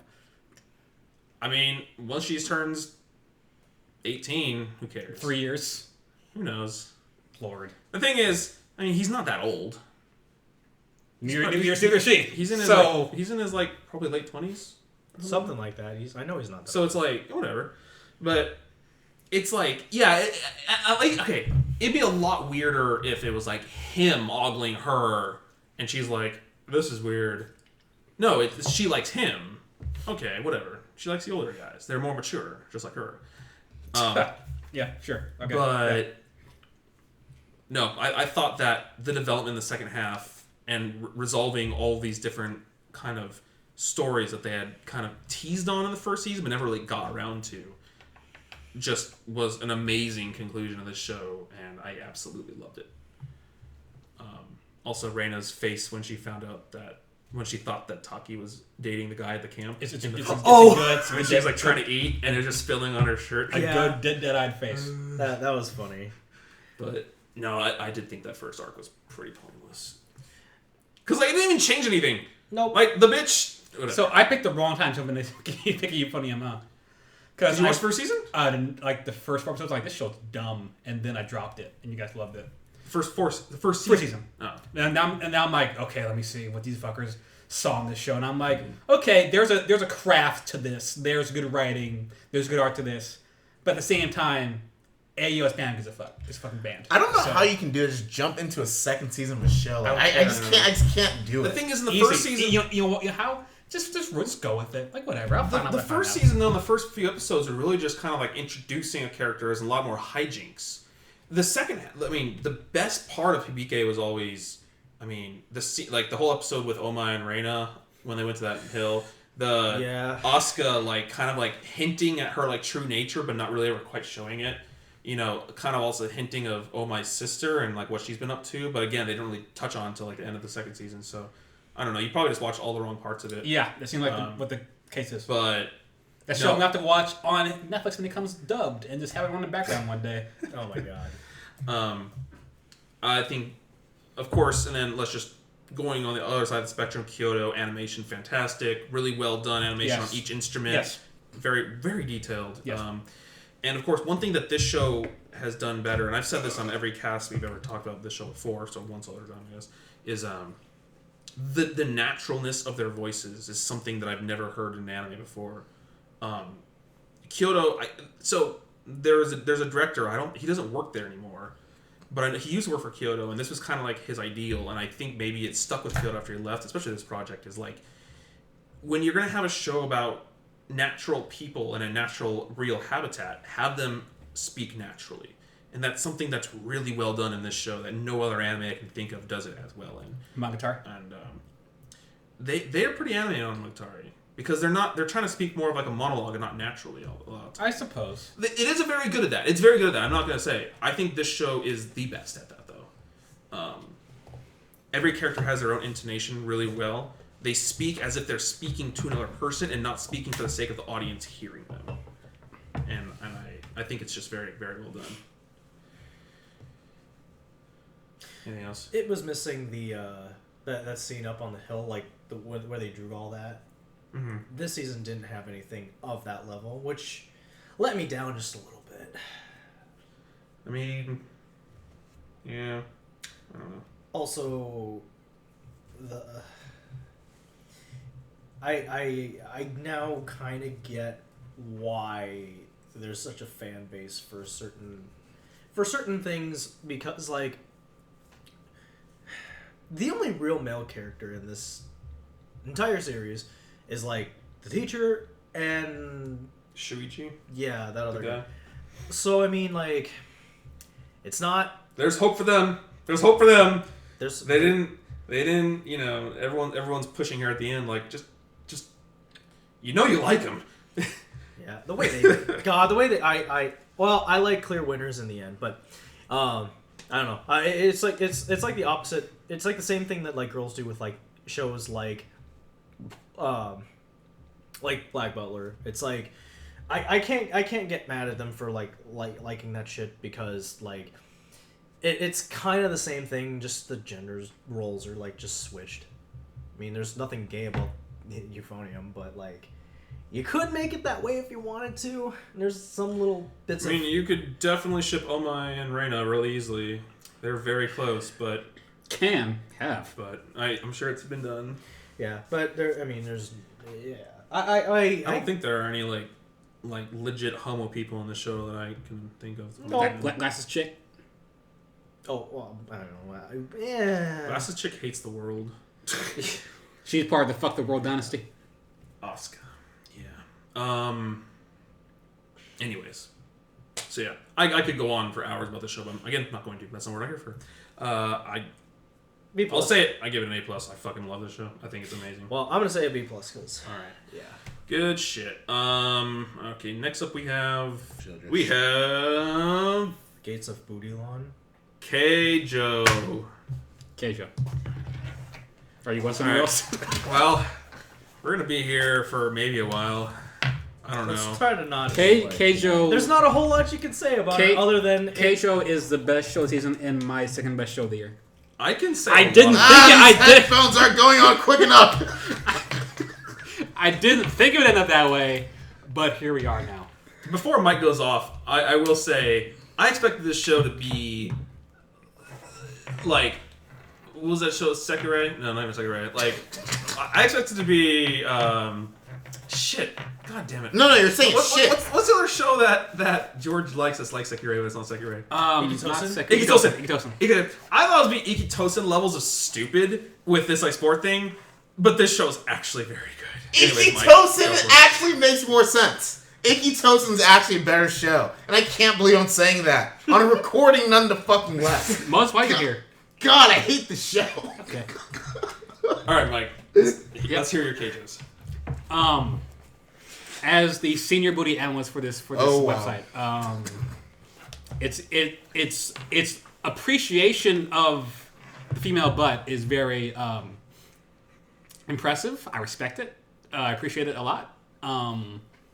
They do play around with butt sizes a lot more than I'd like, because the animation is not always correctly proportionate. I do like the part, though, in the classroom where the teacher fucking Keijo to fucking... So what Keijo? They should Keijo to fucking chop into the lady's face. So let it be known Mike's biased, because he's black and he's an ass man. So. Well, that's not as that's well. That's not even that fair, though, because like Moses here is black too, right, Moses? God. And he gave this show a like bottom five ever score. They took a throwaway game in DOA Extreme 2 and made it to one of the best animes of the year. Was that actually a real game in DOA? Yeah. Yes, No, it was. they just saw our Mika's move and was like, let's just make an anime of that. That's all they did. God. Asuka has a move in WWE where she hits someone with her butt, and she slaps her butt. So the premise. The show is about a sport called Keijo. Yeah. We don't have to talk about the show. The sport is really what it's about, and it's you're on this land, this surface in a water. The surface can be anything. It'd be fucking jungle gym. There's a surprising amount of flexibility to what the land can be. A lot of flexibility, and basically you flexibility. You can only hit the other girls with your butt or tits, and if any part of their body that is not their feet touches the ground or they fall in the water, they're out. Yes. That is what Keijo is. And they have a school for Keijo to become Keijo pros. Queens are the top two Keijo schools in players. Japan. 2 schools. And they go to become a queen, which is the top prize queen. Prize queen, sorry. Top Keijo players in the nation. So they can get their gold massage chairs. Fucking, I want one. That sounds great. I want one, yeah. Magic Fish show? Yeah. Okay. And what did they teach them? Astronomy? Astronomy? To be fair, them going through the differences in hips structure of Japanese women and American women was kind of interesting. There was more than just astro. I think there was also boobology. Which one? Boobology. Oh yeah. They made a lot of puns. This show was full. This show is full of the best puns I've heard in anime in so long. It's really good. Well, that and the references and the changing the names of them. Like I said, Gates of Bulan. We'll get to I hate this show so much. And they reference if you've ever seen Fate, like Fate Stay Night, and They didn't just reference Fate. They legit ripped off Fate. Oh, well, yeah. and then hit it with their butt. That is the exact same golden portal. They grabbed it with their butt and ripped it off. Yes. yeah, Yes, they did. I think they must have hired, like, they must have contracted the art director or something from Fate to just come and help create those graphics for that one episode. They're like, we want to rip you off extremely badly. Like, copyright badly? Beyond copyright badly. Like, That's why it's copyright. contract's here. We need to sign this. yeah. It- anyways, They treat it with an amount of reverence you wouldn't expect from a show that's supposed to be that dumb, but they take it seriously, but not too seriously. Obviously, not too seriously, but it is for some their livelihood. That's how they make their money is through Keijo, and how they want to make their money through Keijo. Mm-hmm. And they have an entire training thing where they do figure eights with their butt and squats and all that, and to strengthen their body and their core. And they remember they do like the butt hops too? Butt hops. Like actual legitimate athletic shit. Maybe not the figure eight butt thing though, but like but like the squats, the butt hops are funny to me. But they take it seriously in a way that's respectful of what they're trying to do. For Zebek, the studio that did this is their best looking show they've ever done. I think I've lit through with all the things. This is their best show they've ever done. It's definitely the best show they've ever done. And I think you said I think you said that Ars Nova probably looked better. Ars Nova's CG is not even the same thing. they also Was it that show? Zebek also wasn't the one who did it. You mentioned another show. And I'll look it up. Like, I think maybe Rene the show Lagrange. Lagrange looks good. Oh, Lagrange. I'll look it up. It was You Lagrange. keep talking. But I think this is, from what I've seen more Zebek than I wish I had because I've seen all two Lever. But this is the best looking show in my opinion, and also their best show. I absolutely love this show. Not as much as Mike, but as a person who expected this show to be utter shit, I was very pleasantly surprised. Also, the lady was Butlers. I think that Lagrange might look better. Art Bowen looks okay. I don't care about Art Bowen. But. From just the fact that they like how do I explain it? They took the sport it was so creative. They took dumb shit. What they did, and they just ran with it. The ideas for the sport that they employed in this show were so much more creative than I ever could have imagined. And I think that's what brings down a lot of these other like ecchi sports shows or whatnot. Is like the creativity's in there. There's like, well, we're just gonna have the sport for the hell of having the sport. The thing is, they use the sport as a vehicle for making ecchi shit, while ecchi shit was just a byproduct of the sport itself. Right, and for foreshadowing. This wasn't even the lewdest show of the season. No, it's a different thing. It's a show that should be lewd as hell, but it's not that lewd. Right. Which is impressive in and of itself. They had the most the most conservative clothing outside of the arena that I've ever seen in like a girls' show. They were all like airplane uniform, outfits. Like skirts past their knees. What the fuck show? But then they got the button. They press the button. Now it's go time. Yeah, but then they had. But the ladies, they work their way up to becoming part of the elite squad of the school. Top 10 was it? Yeah, I forget what it's called. I think it was. But you learn. But the key thing that keeps the show fresh and so good is that how many different styles of Keijo they create for this anime is actually impressive. You wish you wish most action anime had more styles than this anime did. No, okay, no, wait, no, okay. Mike, you weren't supposed to break in this early. You got I was trying to stop. What do you mean? What do you mean? Like, what do you mean styles? No. Well, let me say what I'm saying. What I mean, really quick. They took boobs and butt. That's it. 2 things. That's all you can do. Hit boobs and butt. And they thought of 10 times more things to how to use those boobs and butts than I ever could have thought of. It surprised me at every episode. And it actually got better. Like, they got more creative and better episode and then peaked at, the boob suit throw. But think of all the fighting styles in Bungo Stray Dogs. There's a sword fight. There's a guy in the book. Well, okay, no. Well, so when you say don't attack his favorite anime. So start lower first. So when you say fighting styles, I see signature moves. That's one thing. These aren't fighting signature styles. moves different from styles. No, but I don't see. But besides the judo girl that has million butt punch, okay. I don't really see styles. Can you break this down? There's a girl who makes her butt real hard. Acid Vajra. But see, those are moves. Those are special things. That's a style. You use this butt hard to fight, not just as a move. It is the basis of your entire fighting style. That's like saying Goku Kamehameha is a freaking style. No, I think that's a move. That is a move. Just like. No, I think if she jumped into the air and then came down with the hard butt, that's a move. But in the hard butt, I can't believe I'm going to say this out loud. Is vacuum butt cannon a style? That is a move. That's a move.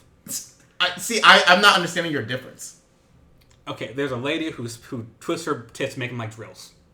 Is that a move or style? That's a style. Okay, well, we're done. To be fair, I don't think I'm really on the same wavelength as Mike. I'm just saying they thought of more ways of using their assets than I ever would have imagined. I agree with that statement and that just statement alone because I don't want to make it sound like I'm supporting the show, but I agree with that statement.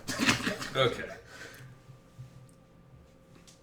Anyways. The different amounts of ways to use your butts and breasts to fight on a fucking island on a pool is actually kind of breathtaking.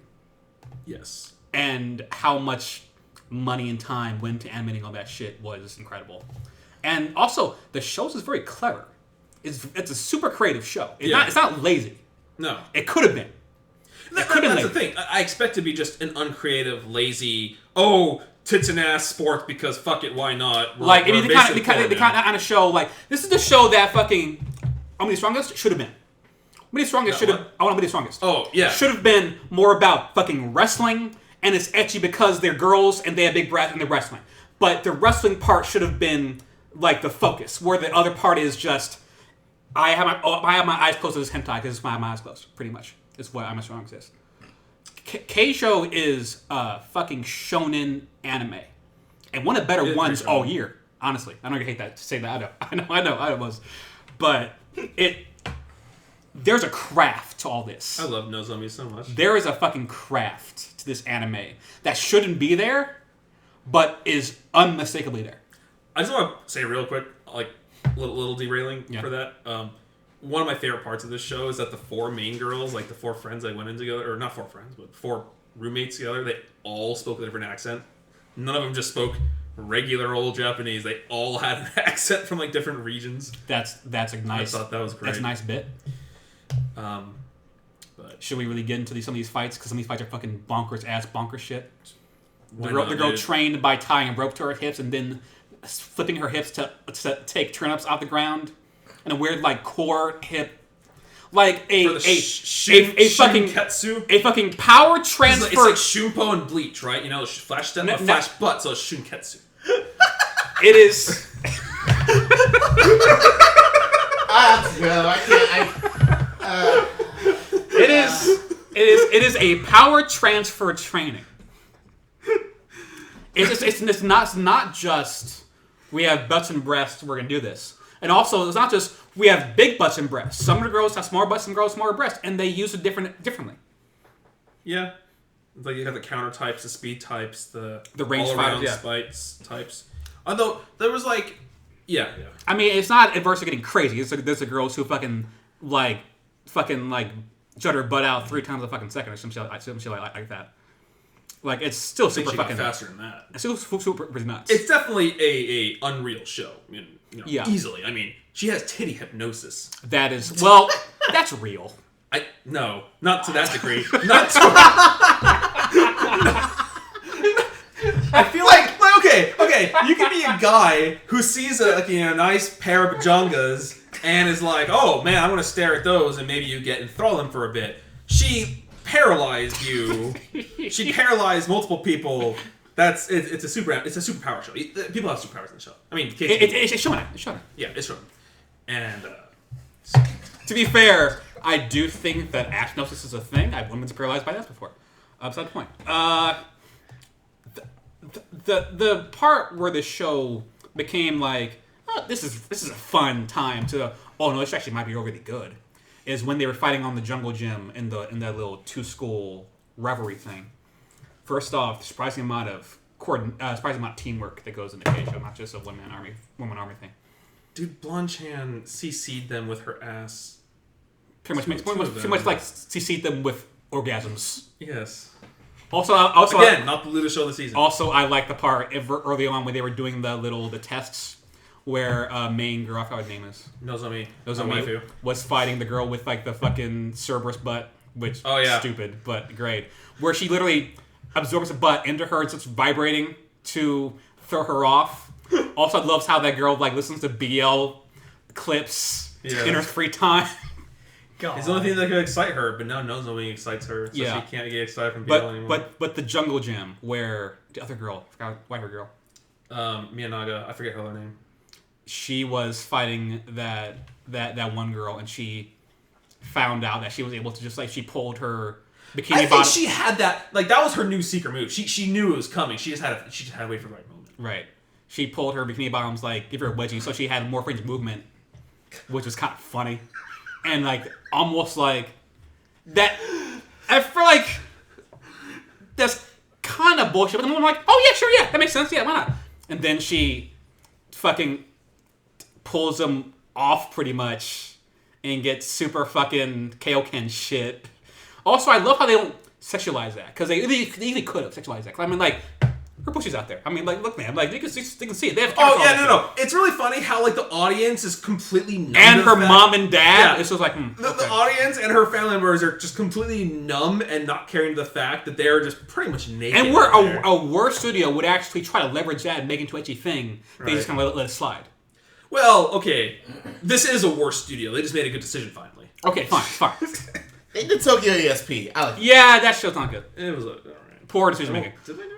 Yeah, anyways, but the fact where she rubbed her nipples to make them erect, and then caught the bikini top of the other girl with her nipple, and then kicked her butt into her hips to use that as leverage to judo throw her with her nipple. I was like, oh, I see. I get it. Here's your 10. My mistake. I almost suffocated watching that. I was laughing so hard. My favorite moment of the year in anime, probably? No, I'm not. That's not getting crazy. Favorite moment of the year is probably still Kuro Sensei, that last scene in Ask Class. But it's still great. It was the pinnacle of that show. It was a pinnacle of that anime. I'm not saying it went horribly downhill or anything. It didn't. But it was still the pinnacle of that show. And then the next fight, the girl who fucking twisted her breast, which looked really painful. It did look painful. I know about breasts. And just made them into drills. And fought the girls with them. And also used the drills as a way to prevent from being eliminated first when she fell off the thing. She wasn't planning that. That just happened to happen. Is incredible. There's the other girl who can feel the girl's breasts and absorb that knowledge into herself to create this fucking database of breasts called the Gates of Booty Line. Gates of Booty Line, baby. To change the technique of her butt. Sorry. is fucking fantastic. And also, man, like, it's nice to have an anime that appreciates butts. Like, there's so many animes that fucking that obsess over breasts. Think about it. There's the Makan Keys of the world.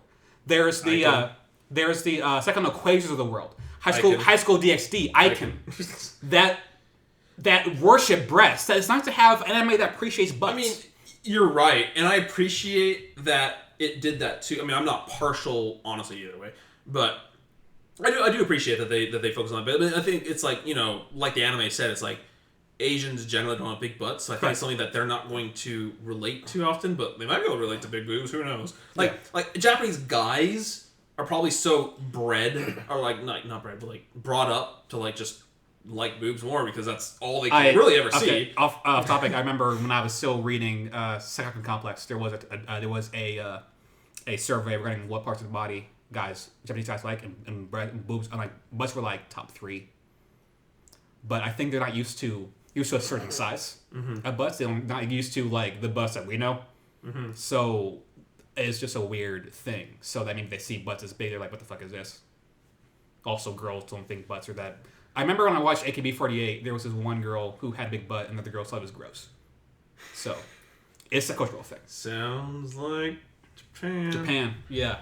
Got off topic there. Anyways, there's another girl who like uses her breast as a sword. I'm like, okay, all right, I'm sorry. Like, I can't. I'm so sad that she only showed up for the last fight because that was so cool. Also, I liked how when they did the girl who had the steel butt, the other girl with the soft butt kind of absorbed it and like it reflected off it. Yeah. The show that could have been just a little piece of garbage actually being one of the more creative animes I've seen in a long time.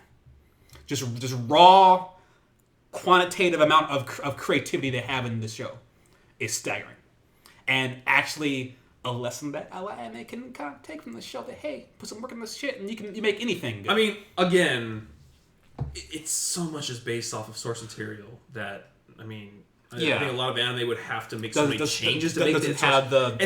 It's like okay, you're actively choosing shit source material.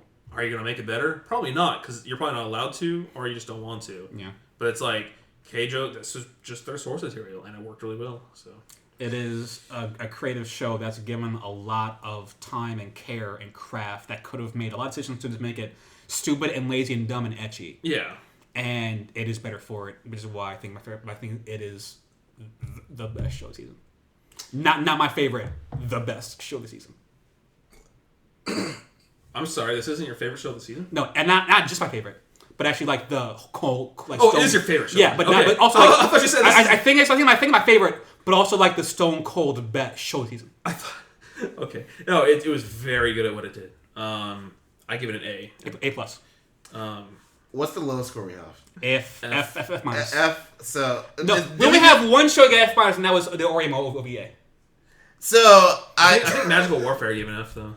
Did you really? Probably. F minus though? No, F. Yeah, only have one F minus. I give the show an F. This show is one of those shows. It's not destructive. So it's not Bobo. Like, this is a show you're either going to love or hate for very obvious reasons. I don't even think I need to go into it if you just listen to what we just listened to in 15 minutes. If you don't like... I don't think so, that, because actually. there is a creativity to this. It's not just like, hey, you like butts, here's a butt anime. No. Just...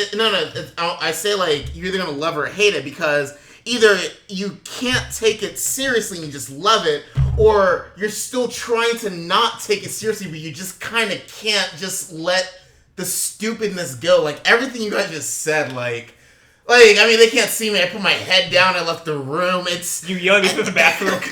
And, like, titty hypnosis just sounds like the dumbest shit. Like, the Cerberus part, the judo flip nipple part, the attack on Butt Titan part. Oh, yeah! Attack on Butt Titan! That's pretty good.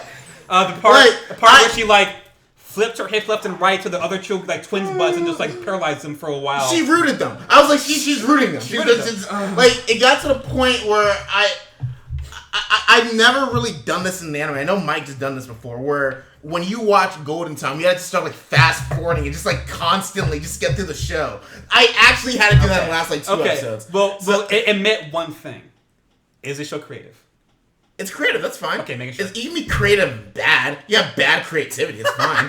Yeah, well, I guess you could say like Koukou the actors are creative, even though it's a piece of shit anime. Like, don't get me wrong. Like, I can see why people find the show entertaining. It's just absolutely not me. Far down. I'd rather and just. yet you watched like 10 out of 13 episodes, 11. No. I finished it. Oh, because I wanted this show to be a 2 on a completed on Mahou. I needed to let people know that I finished this show. It's almost like why Brian watched fucking Boku no Pico. He's like, I wanted to do it. So like, yeah, you're right. Yeah, go on. I didn't like the show. It just wasn't for me. I give it an F. I'll throw it in this PowerPoint. Let's just say, I think Mike, I speak for you too. I can't wait for season 2. This and fucking the thing is, fucking show. Here's my problem though. Here's not my problem, but my fear is, what if this didn't do as well in Japan as we hope? And Jesus Christ, I pray. Because honestly, that's a possibility. Then it will be a moment in time that we'll always remember when Keijo came out, and Keijo was Keijo. I wish I was in Japan right now just to see how popular Keijo is. Because if you just walk down like Akihabara or you walk down Nipponbashi, like you can tell based on what's around in like the stores and posters what's good. Like, what's it's like why is it snowing? We'll see how what's anti-race come from? We'll see how the sales do. I mean, when did all these ice skating stores pop up all of a sudden? There are a lot of shows that deserve to make it that don't. Batum. Batum should get a second season. Yeah. But like Matt, what'd you give the show? Because you said you finished it. Like a C+. Jesus Christ. Well, at least we have the middleman. I'm glad we have all these different opinions. I mean, like I admit that it's creative and shit, but and it was funny to me. But I mean, at the end of the day, it's still dumb. So I can't objectively give it a high score because it's fucking stupid. See, what I thought was gonna happen is I thought it was gonna have like, I didn't think it was gonna have like a Kirko moment where it just kept getting stupider. I thought it was just gonna like, okay, it's Cerberus. It can't get worse than that. Oh fuck! You had no idea. Okay, it can't get worse than that. No, but it can't possibly get any worse. It transcends. I'm saying better. It transcends to stupidity into the world of craft. No, Moses. This is craft. Here's something I'm gonna. They thought about every bit of this fucking show. Here's something I'm going to say though for sure that and this isn't even to say anything about the show itself. This is to say and rip on the reactions that came out of the pure existence of the show. That's what I actually hate more than the stupidness of the show itself. Oh, so you hate the fan base. Okay, no. It's not even the fan base. This is a fan base. It's how. So like it's a social justice base. Yeah, every.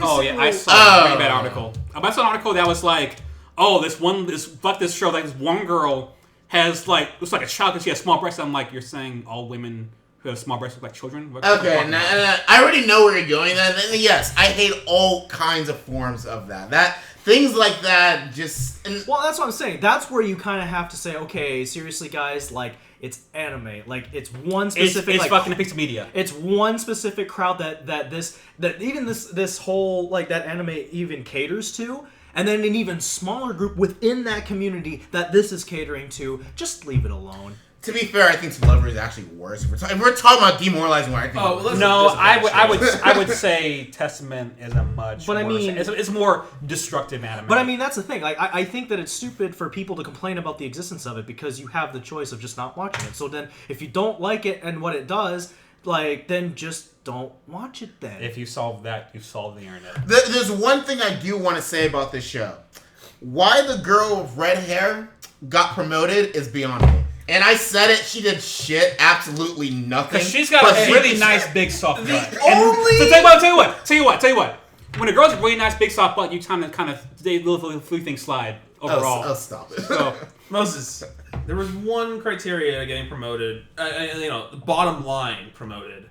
Just win your match. You gotta win. She won her match. Just win, maybe. Doesn't matter how you do it. She won her match. And then she did the same thing to beat someone else too. Anyways. Excellent show. I can't wait for season 2. Awesome. But I'm afraid we never get it. Show. So I don't know. All right. Next we have time we have. Okay, it's working out. Cool. All right, Gundam Unblood Orphans 2. I don't remember what I said about the last season. Other Is it still as good? Because you actually were enjoying it quite a bit. Yeah. Well, okay. So the first season, like, they did a lot of cool shit in the first 4 episodes, and then there was like 9 episodes of like boring, dumb shit I didn't care about. Where there's still Gundams though. Well, suits. There's only one actual Gundam. They kind of went back to like that whole thing. The best ones are. Now I mentioned that like these kids that were on Mars that like overthrew the organization and kind of started their own business. And at the end of the first season they completed that. This season's kind of like more of them taking on like other things, except now that other organization I mentioned called Gallarhorn that was like fucking with them in the first season. Well, now they're trying to work together because now there's like discord within Gallarhorn itself because people I guess are trying to like they're like fighting for like some position or something like that because they want to be in charge. And this one guy that was kind of fucking with them in the first one, well, now he's helping them for the sake of like him getting up there because like he says he's trying to like clean everything up and get rid of the corrupt, but now there's something else going on there and we don't know quite yet. And there's also some dude that like I thought was dead who's now back wearing a mask. Mula Flaga. Anyways, it's honestly just more bro-ass, like, bro shit in space because... And that's kind of why a coworker of mine really likes this show because he likes that sort of thing. Like, he likes, like kind of like the feel-good camaraderie bro shit. Like, he likes that. Mm-hmm. And that's all this show is. And so... I mean, and it's really cool to see, too, because you don't see, like, as many characters that are, like ride or die, like loyal to this whole like organization that they've done, and then like it's kind of we're starting to see now the effects of like how like the syndrome of like celebrities when they get like too famous like too fast and like how they kind of like how like shit happens. Well, you're starting to see that thing with the guy that's leading this group. Sounds like Guilt's Crown almost. Well, anyways, but a lot better. That's what's happening. I still enjoy it. They actually just now uncovered like one of the other like ancient things from the old war, and they're called mobile armors. And this is really stupid because they have like minds of their own, and it took like their entire battalion to take one of them down. It was the dumbest thing. I don't know where they're going with that, and they actually its technology was like further than like the one Gundam that they do have, so they had trouble taking it out. They had to like do all this like roundabout shit to kill it, but his Gundam reacted to it somehow though. So now he can like it's like the limiters that they put because you know how I told you they're connected to these machines. Like they put these little cords like in them, kind of like in the Matrix. It turns off the limits basically when they fight these things, and it takes a toll on this main character. And he's just like, and then the boss is just like no, you can't do that. You're gonna die. And he goes like, he's like, you said that we needed to do this, so that's exactly what I'm gonna do. I don't like this main character that much. I really don't. Compared to other Gundam series, I don't. But it's still right on track for like a solid B. And that's pretty much. So was the first season 26 episodes too? 25, but yeah. So this is like 51 episodes show, 50 episode show. Yep. It's a Gundam. Isn't that? I mean, 00 is the same, right? Yeah, 50. That's par for Gundam. If it's any less than 25, like then it's weird. Unless you count like the 8th and most team. Yeah, well, that was kind of more supposed to be like an offshoot like type of thing. There's been a couple others that have done that too, but I mean, you look at like even like the past like popular ones that people have talked about, like Wing's 50 some episodes. Gundam SD. Shut up, that doesn't count. 00 is 50 episodes. I mean, split into 2 different seasons of 25. Go Fighters. Wasn't Destiny? Yeah, unfortunately. I like naming the bad ones, so I'm just trying to think. Seed was 50 and Destiny was 50. So that's shit! Really? So that's I actually thought it was 25. No. So that is 100 episodes of that shit storm. Hey, Seed was not bad. Well, Seed was fine. Seed. I watched some of Seed. No, Seed was fine. Seed it was one of the first animes I ever watched though, so it was kind of like. I think I like if you count like one of the shorter ones, like you have like Mobile Fighter G Gundam, and that one is just one season of I believe 25 episodes. I'm pretty sure. I can't. It's been so long since I've seen it, but anyways, it's on track for a solid B. We'll see how it ends, but I don't foresee it going much beyond. Once this season's done, like I think that'll be it, and then hopefully Sunrise will move on to like their next thing, and it'll be something a little more interesting because.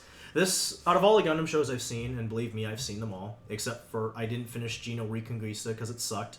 But I can't put this in my top 10 by any means, but it's fine. It's not anywhere near the bottom. It's literally like middle of the road. So, cool. All right. Next up, I have Long Riders. Gross. So coming fresh off the back of Bakuwan about motorcycle riding. We have a club of bike riding. And riding club. Somehow a lot Spin club. more boring. The one thing about the show that I learned what like the weird skirts girls wear are for. Because like they wear like the spasms, like some of them don't like that, like their underwear will show, so they wear that to cover that. Makes sense now. All that show contributed to my life though, so you know. I mean, Bakuwan had some good comedy, and I think I was hoping for something kind of like that from this show, but no, it's just like a girl like, oh, bike. I got a bike. I love riding bikes. Is it like Campbell with bikes? Yes. But it's like, yeah. I'm enjoying riding my bike so much. Oh, I'm gonna fucking orgasm riding my bike. And it's just them like working to be able to like ride like the big bike ride. And for some reason, the show's not over yet. It still has 2 episodes. It just didn't end on time. It was weird. Anyways, great. I give it a C. That's all I really have to say about that. Let's see here. Next up, Lostorage incited with Cross. So, boy, I'm not in about Cross anymore. For someone who really liked the first 2 seasons of Cross, this season kind of sucked. Has this been like a downward trend since for season 1? Is it the same characters? Oh, no. Season 2 was a continuation of season 1. It was a direct sequel, and it wrapped up the story. I like both seasons a lot. All right. This season was like, hey, I think we have new expansions for our game or something. That still doesn't matter because the show's still full of fucking despair and like death. Like, so in the okay. So in the first season, you have to play enough games to win, or to get your wish granted, which you never really knew how much that was. If you lost 3 games in the first season, you essentially disappear, which I don't want to get into that again. But in this one, you have these coins, which apparently is some new concept in the game. Yeah, let's not forget this is an actual card game. Yeah, it's a card game, and in the game, there's some new concept with coins. I don't know what you can bet them or something, and something it means something. But so in real life, when these people get selected for being a selector, they have these coins, and they start with 1. And if they run out of coins, they lose all their memories. Mm-hmm. Now, it used to be a little more lenient because you had 3 losses. Now you have 1. Now, if you let's say you win 3 times in order to 4, well, now you can win 4 times. And now you have 4 losses until you lose your memories. Mm-hmm. But now if you win 5 games, you get 5 coins. Your wish gets granted. Which, just like the first game, is like kind of like one of those fucked up things where it's like, oh, you switch bodies with your card, and then your card fulfills your wish. And sex with your brother, yeah. And sex with your brother. The problem, why I liked the first season is I liked how it was the characters versus the system. Like, they were trying to beat the game, and they were trying to overcome the game itself as a system. The problem with this show is, there was this like angsty shit between the 2 main characters where they're like their childhood friends or whatever, and then they separated, and now like the black hair girl like hates the main girl, and like she's trying to forget her, and she wants to like lose her card game so she can forget her. And for some, I don't want to get into it. But the other problem is like they introduced this guy who's essentially like the booker. He's like the match booker of like selectors. So people come up to this guy and they're like, "Hey, I need a match with another selector." He's like, "I got you covered. I'll match you up." But he does it he does it in a way so that he makes some people do really well. Like he'll like book unfair matches. some people do really well, and then like the chaff will just lose off immediately. And then he has like his underlying goals. It doesn't matter. I thought the whole idea of them like trying to play again, like trying to beat this guy's game rather than the game and the system itself was really boring and shitty, because he was also just a bad villain. Like he was just uninteresting and really shitty and really cliche. So I didn't like this season. Okay. Which was such a shame, because I really liked the first 2 seasons. So I'd have to give it like honestly, as low as like a C+. That's pretty high for seasoning it like that. I was expecting you to say like... I haven't said anything, I mean, aside from... Don't worry, it's like an inflated D+. Well, I mean, I didn't hear a single good thing about it, so I just wasn't expecting a C+. I mean, it was like an average show, but it was better than Long Riders, so... Alright, no, fine. I'll give Long Riders a C-, and I'll give WIXOSS a C. There we go, that's more fair, probably. Moving... Okay, hold on, I gotta make a new thing for this. Alright, here we go. Here we go. Everyone, hold a candle and pray. Let's get silent. Yep. Where's my candle? For dear Top Speed Chan. Top Speed Chan. Top Speed. Double kill. This is my absolute favorite show of the season. Mahou Shoujo Ikusei Keikaku. Oh, fuck it. Just whatever. Our Magical Girl Raising Project. Which I picked up super late because Moses said something about it where you're just like, man, they are just like purposely trying to see how fucked up they can get. And then I was like, okay, I have to see what the hell this is all about. The first episode was really dumb, and I was like, nah, this isn't going to be very good. But then you said something, so I'm like, okay, all of it's out now.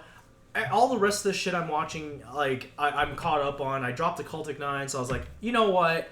I can sit and I'm going to watch this. And it got a little interesting. I was like, a little. Okay. Like, they start, okay. So this stupid, like, Kyubey wannabe is like... Thank you! I said it. I said from the beginning, he is Monokuma from Danganronpa, and Kyubey's, like, magical love child. I don't remember who it was, but I was like, they're just trying to be Kyubey. Like, that doesn't remind me of Kyubey at all. I'm like, what do you mean? It's fine. But anyways, I was like, oh, okay, so he's purposely, like, kind of, like, rigging the system... Like in the... Alright, so, okay, hold on, alright. So basically there's a cell phone game where you make your little magical girl character and you fight against monsters. The truth is that this app was made by the magical world and is being used to find candidates for the magical girl raising project. And so you'll be randomly turned into a magical girl effectively against your will if you're playing this game. Well, it asks you, but I think it's kind of like... It kind of gives you the option. It's like, you're gonna be fucking one no matter what. You make the character, that's it. I mean, there's no option. Well, it's like if we want you magical girl, you're playing this game, you're gonna be one. But yeah. Basically, they have all these magical girls playing this game, and they're all like, all right, we're gonna collect candies, and you get candies by doing good deeds around. And then... How many good deeds? Like 100 good deeds? Like they need to become for a girl? They need to become a girl after they're done? Okay, Mr. fine. Deeds. Yes, correct. But basically, where things start going awry is when Favpon... God. He does say pon after everything thing, doesn't he? Yeah. He's like, yeah, we can only have like half of you. Sorry. They're like, oh, so collect candies, and whoever has the least amount of candies at the end of the week is gonna lose their magical powers and not be a magical girl anymore. Like, oh, that's gonna suck. Die. But turns out there's no going back. Once you're a magical girl, you're either forever a magical girl or you die. Mate, did you watch this? How many episodes of this show did you watch? 4, because I just couldn't take. I couldn't take any of it seriously. I thought it was all stupid. You know what? After we just talk about Keijo, I'm not going to take that comment seriously, but we're going to keep going. So, every once in a while, this is my motivation. Okay, no, I thought it was just silly. Is that better? No, but okay. Every once also, in a while... I saw Monica already. Monica's better than this show. So. Monica's better, but it's not trying to accomplish the same thing. Monica is about defeating fate and destiny. This is about defeating the people who are trying to take your life. But so every once in a while there's a show that's made and just screams, Ruben, this is your show. Ruben, this is what you've been wanting. The problem is, not often are they actually good at doing what I want them to do. This is one of the best. I wanted magical girls fighting each other. He wanted magical girls Fate Stay Night. That's what he wanted. Why not? Sure. Then you need to watch Fresh Precure. What? I might get around to that. Good. But yes, this is a show that just did everything right for me. Also, if you're a boy using this magical app, you can be a magical girl too, because fuck it. Boys magical girls too. Because whatever. God. But yeah, basically, so the twist is that magical girls, if you lose your power, you die. So they find out, oh shit, eventually we're dying. We're getting killed off. So they essentially start getting a little more violent about the ways that they get their candies. By because trying to steal it from each other. Well, because the one says, so clearly he's telling us that we have to steal it from somebody. Yeah. And each one has one power. Each magical girl has one power. I mean, they all have super strength and super agility and stuff. But they all have their one ability. And the main girl, her ability is just to be able to sense the thoughts of people. So fucked up. That's fucked up. And I mean, spoilers, because she's the main character, she makes it to the end. But this show did so many things right beyond than what I could expect. I was like, oh yeah, I think magical girls are killing each other. But it's like every one of these characters had their own unique type of magical girl. There was the witch, there was the ninja, there was the sister, there was the regular magical girl, there was the rogue. The rogue, there was the gun chick with the guns. Oh, there was the angels, there was the drunk, there was the pillow. No, the one that was really fucked was the one who died first. Because she was so fucked. Because her power was to go into dreams. Yeah. What are you going to do? Freddy? What are you going to do? Oh, Neverin? Or whatever. Yeah. Yeah, I was like, as soon as they announced that they were going to cut down, I was like, you're the first one to get peed. It's like Battle Royale, paper fan in a bag kind of fucked. Yeah. It's like... Pretty much. Now, luckily, my favorite character lasted almost until the end, so Who's your favorite character? Chan. Okay, so... Top Speed was the best one. She had so much personality. She was the best! Okay, so, to be fair, I also didn't know this, but on the forums, when you talked to Ton, he actually had said it before I did, because he was keeping up with it, and I wasn't. But yeah, I was like... when I saw that episode, and then I saw her untransform, the very first thought that came into my mind was double kill. So, Mike, remember the witch girl on the broom, that magical girl? Yeah. So she dies, right? Of course. Now, did you ever remember her saying, I just need to live 6 more months? You ever hear her say that? Because I'm pretty sure she said in the first book. I probably did, but I forgot about it. Why? So she was pregnant the whole time. How old was she? She was she was 19 or 20. When you change a magical girl, you can change your appearance how you want it to be. It means you can change your age and everything. Even your gender. A lot of them were like that. Swim, yeah. She looked kind of in high school, but she was actually a little elementary school. Remember Sword Art how you can change your avatar in episode 1? It's kind of like that. Just pick your avatar. So basically, Top Speed, the witch girl, she was a married mid-20s. Yeah. Type person. She was her avatar was of a smaller girl. And what's funny, well not funny. But horrible, is that you see her interacting with her husband and okay, see you off to Death Flag. Death Flag. and she was kind of an ex-delinquent gone straight edge more or less. And she's wanting to start a family, she got married, loving husband, all that stuff.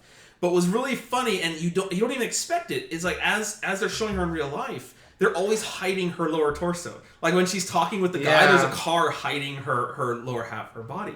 And then you don't realize until she dies and detransforms that she was pregnant. And that's when Ripple just fucking loses her shit. Yeah. She's like, okay, that's actually cool. Maybe I'm gonna that's all right. fucking kill Swim. Raspberry. No, or Swim. Yeah, Swim.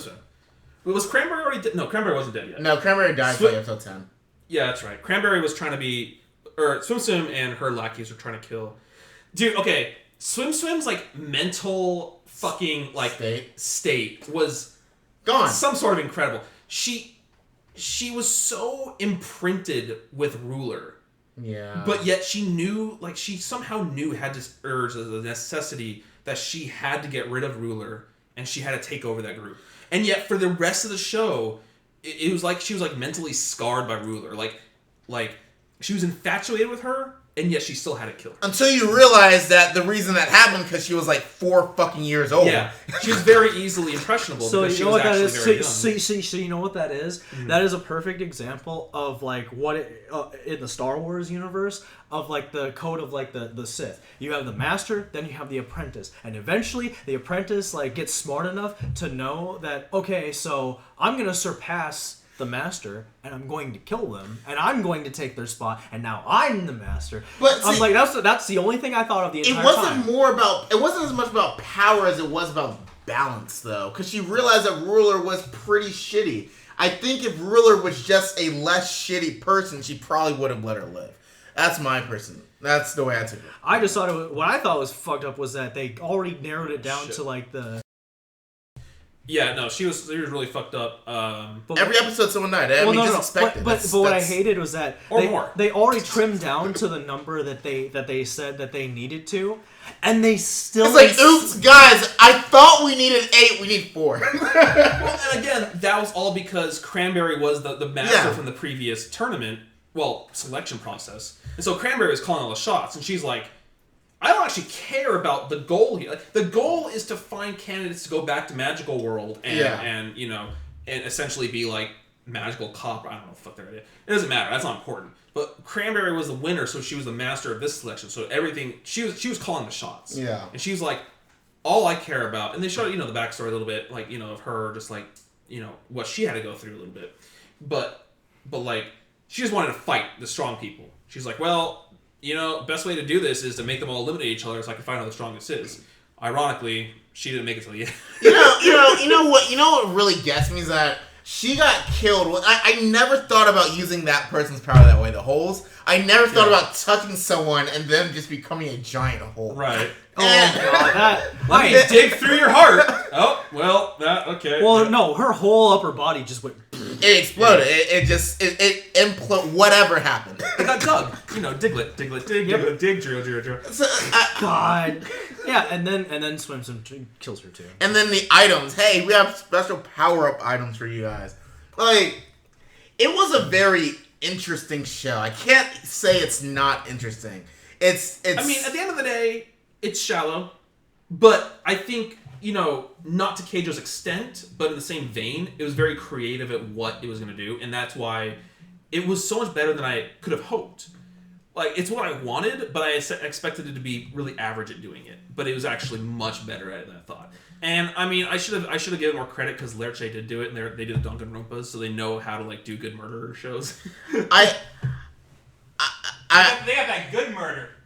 They also got Assassination Classroom. I mean, I don't want more of this show, but I do think this show should have been more. I do think it should have been 24 episodes because there's something about when a show just murders everyone off every episode, you start to get detached and you start to see it coming to the point where, well, I guess someone's gonna die this episode. Like, it almost doesn't feel it doesn't feel special anymore, and that's one of the things I like about a comedy kill is like. It started doing. I mean. Besides that, man, like it did it. This show's not a comedy kill. But I mean, that's my point. I'm talking about the way they did the murders, like the way they killed off the characters. It made you care for a bit, stop the killing, kill them, care. Like there's some sort of sequence to them to make you care about the characters. There was definitely a lot more character development. Yeah, that's probably because of length for one thing. Also because that was kind of the point of the show. They had to off 12 people in this show, and I mean, yeah, they gave very brief backstories on them. And some of them, hit more than others. I never really got attached to really any of them, except for Top Speed. I thought Top Speed's story was really good, even though, again, it was short. I like Top Speed and Def Chan, or Unkillable Chan, until she died. Hardcore Alice? Alice, yeah. Yeah, I really liked her. I was like, okay. She's great. I can't see how she's gonna die. Fuck. Who's the gun chick's name? Calamity Mary. Calamity Mary.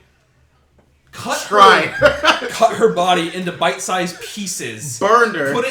Burned her. Put her in a cement block and threw her to the bottom of the ocean in a barrel, and she got back somehow. And I was like, she can't. I don't know how they're gonna do it. But yeah, again, it was pretty creative. Like, you can't kill her a magical girl. Kill her when she's real. And how Yunael, one of the angels, went about figuring out who she really was really good too. Masquerading as her pet. Yeah. So.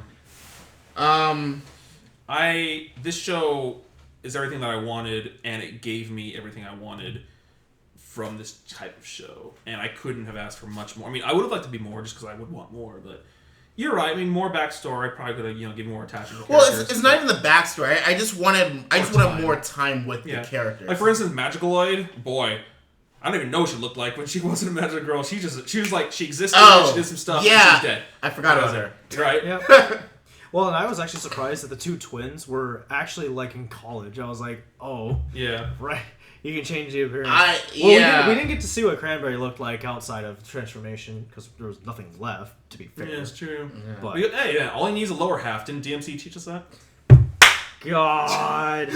Yeah, that's also another reason why Keijo is not a one. Okay, anyways, so I know I understand. I'm very biased to this show, although I do think it was pretty good regardless. But I'm pretty sure not many people in the world but me would give this show an A+. You're right. No, Okay. I'm gonna say a B- is what I give the show a C. Just solid C. It was fine. It did its job. Cool. All right. What? Next up on the docket, we got Nanbaka. Who? Wait, who watched this? Mike watched some of it, right? Why? I watched. It's a fun. You're trying to relive prison school? It's a fun show. I don't think it's anything like prison school. Besides you're in prison. Not a thing. Nanbaka is about these four like master criminals who got locked up, who escaped from prison so much they're like, fuck it, fine. They put them in like the most high security prison in the world.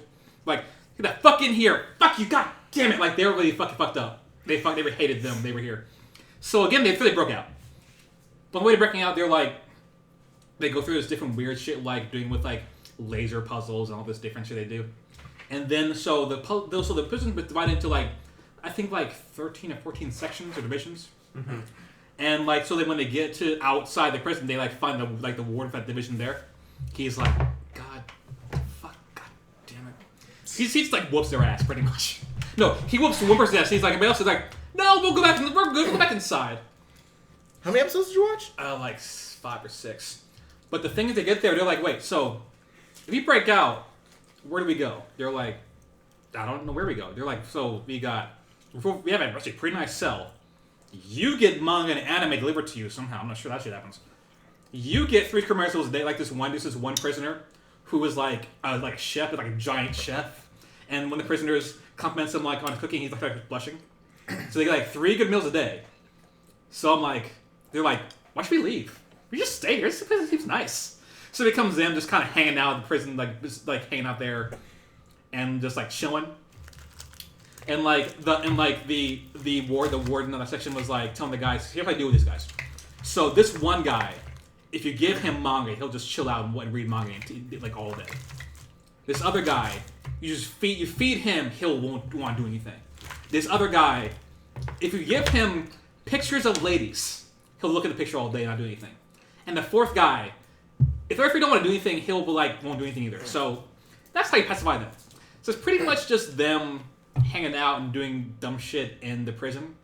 And the funny thing is, the warden of the whole prison has a crush on this one warden of the other part of the prison, but is like, in an effort to keep up her like super stony, ice cold face, she doesn't do anything. Actually, she's like, oh, he's so cute. Oh god, I wish he was me. Jesus Christ. But she's like, oh, never mind. You are dismissed. Don't come back here. I wish he'd come back here. It's like it's a fun anime. It's just really stupid and fun. When Samantha came over, she loved this show, but she said that like the whole meat of the plot happens in the second half. Yeah, so I I didn't guess get you that must have far. stopped right I after. get that far, but it's a fun show to watch. Alrighty. She also like Hajin her tattoo, so I'm just saying. Alright. Next up, unfortunately, we have Occultic 9. Fuck me. This is another one of those mages visual novels. There's spirits and ghosts. Japan likes them some fucking occult. And so here's the problem. This show. No. Here's a problem, not the problem. Yeah, here's a problem. A show is rushed. Like, it's so fucking obvious when a show is rushed when characters speak really fast all the time. Is that how you should know shows are rushed? It's a symptom. Let's actually put that down because that's probably picking up the mic picking it up. So put it over. Yeah, put it over there. That is a symptom of a show that's rushed. They never speak at a normal pace in this show. They're always just... Yeah. Especially when it's like, looking like the scientists and stuff in their big like global domination plan or whatever. Yeah. There's like fucking machine gunning, and it's not good for pacing. I couldn't tell you who half these fucking characters were and why they're important in this show. No, there's a guy with the blog, and there's a girl with giant tits. Yeah. And then the other girl went to the school who's like an actress. And then there's a weird gay guy who runs that cafe.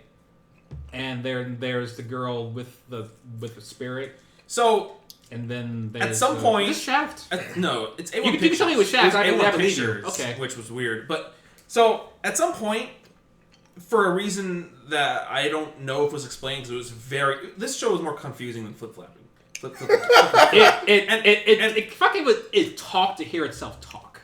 Yeah, it was trying to cover so much, and it crammed in so little amount of time that like if you weren't glued to the TV watching it, you were gonna miss a whole bunch of shit. The thing is, it wasn't interesting enough to glue yourself to the TV, so it just wasn't working. Who finished the show? Me. So like at some point, all the characters die, but they're like, oh, we're spirits. What? Wait, there was a part where like all those bodies got found in like the fucking lake. Yeah.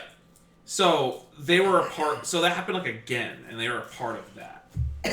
And so they got like hypnotized. I don't know how to like drowning themselves, and so they all turn into spirits, into ghosts, and they could talk to each other, interact with the world still, but no one could see them.